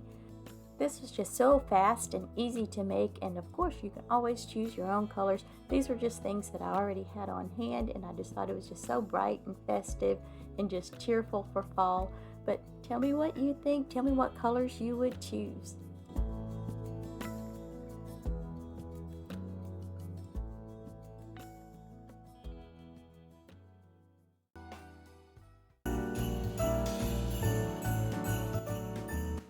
To create this beautiful wreath, we're going to be using this metal frame, and I got mine at the Dollar Tree. I've already cut it in half, and we're also going to be using this beaded garland, and I picked these up some time ago at a local store for $3. They had them on clearance, and I'm just going to go ahead and just cut them apart, and then we'll thread them onto the metal ring.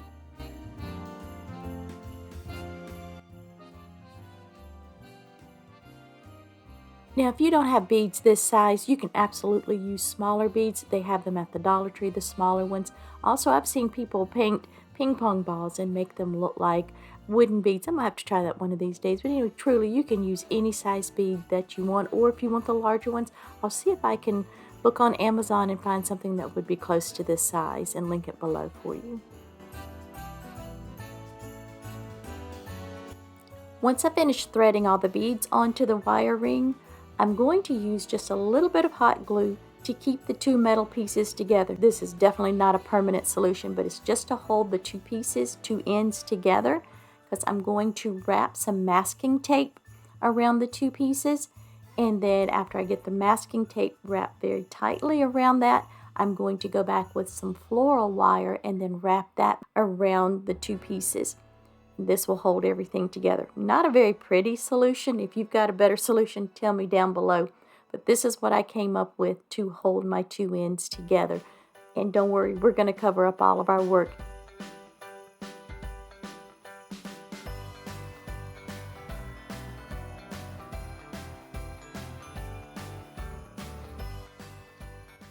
Instead of floral foam, I'm going to be using a piece of pool noodle to attach the greenery, and I've just cut it in half, and I'm going to wrap it around. See, we're covering up all of our handiwork with the beads, and I'm just going to wrap it around and get it to the position I want, and then I'm going to use 2 zip ties to hold it in place.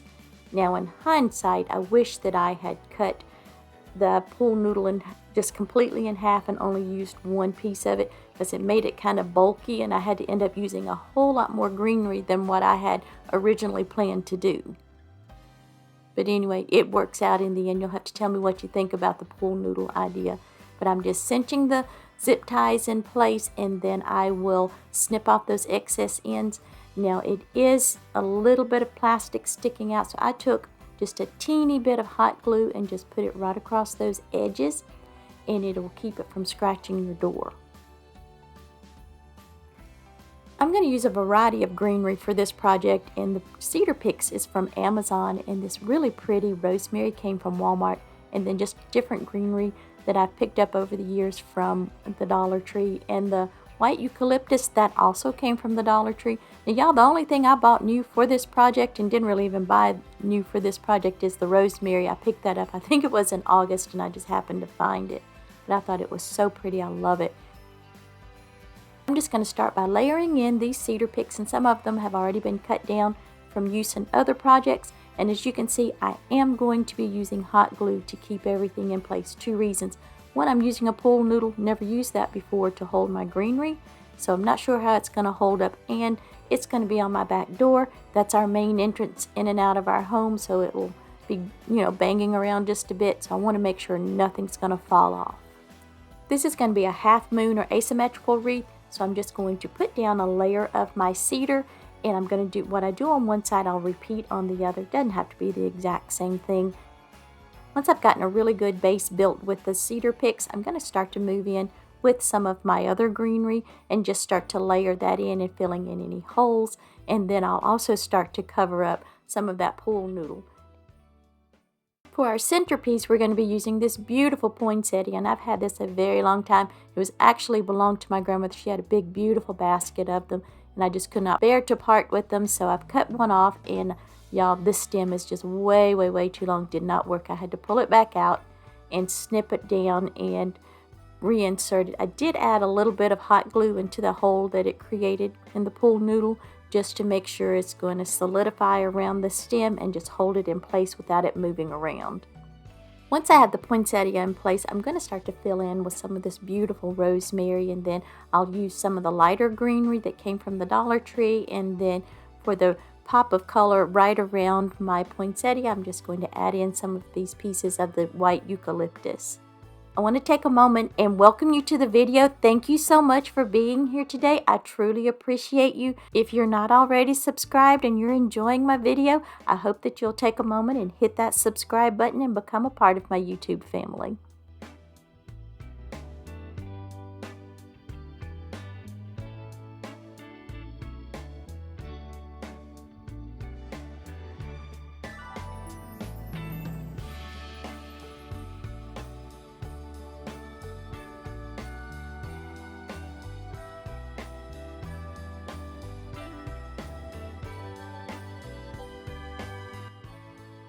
I want to add in a little more color to the wreath, so I'm going to pop in some of these little red berries. I think they're so pretty. They look like they're just lightly dusted with snow. These are from the Dollar Tree as well. Now, because we're going for that rustic farmhouse look with this wreath, I'm going to add in a couple of pine cones. And I wanted them to look like they were dusted with snow, and I just didn't have any that was big enough. They were all real tiny. So I decided to make my own just by using white paint and an old paintbrush. I'm just dabbing into the paint and just kind of stippling around over the pine cone. Some of it looks a little bit heavier with snow, and some looks like it's just barely dusted. But of course you can use Mod Podge in the faux snow from the Dollar Tree, but I decided to do it this way because I didn't want any fallout. Once the paint is dry, I'm just going to pop them in on either side of the poinsettia. I think it's just the perfect finishing touch. I absolutely love it. Now, of course, you can add a bow or a sign or anything like that if you choose. I was going for a more minimalist look. Y'all know me, it never ends up that way, but I have to tell you, I absolutely adore this wreath, and it's going to be perfect on my back door this season.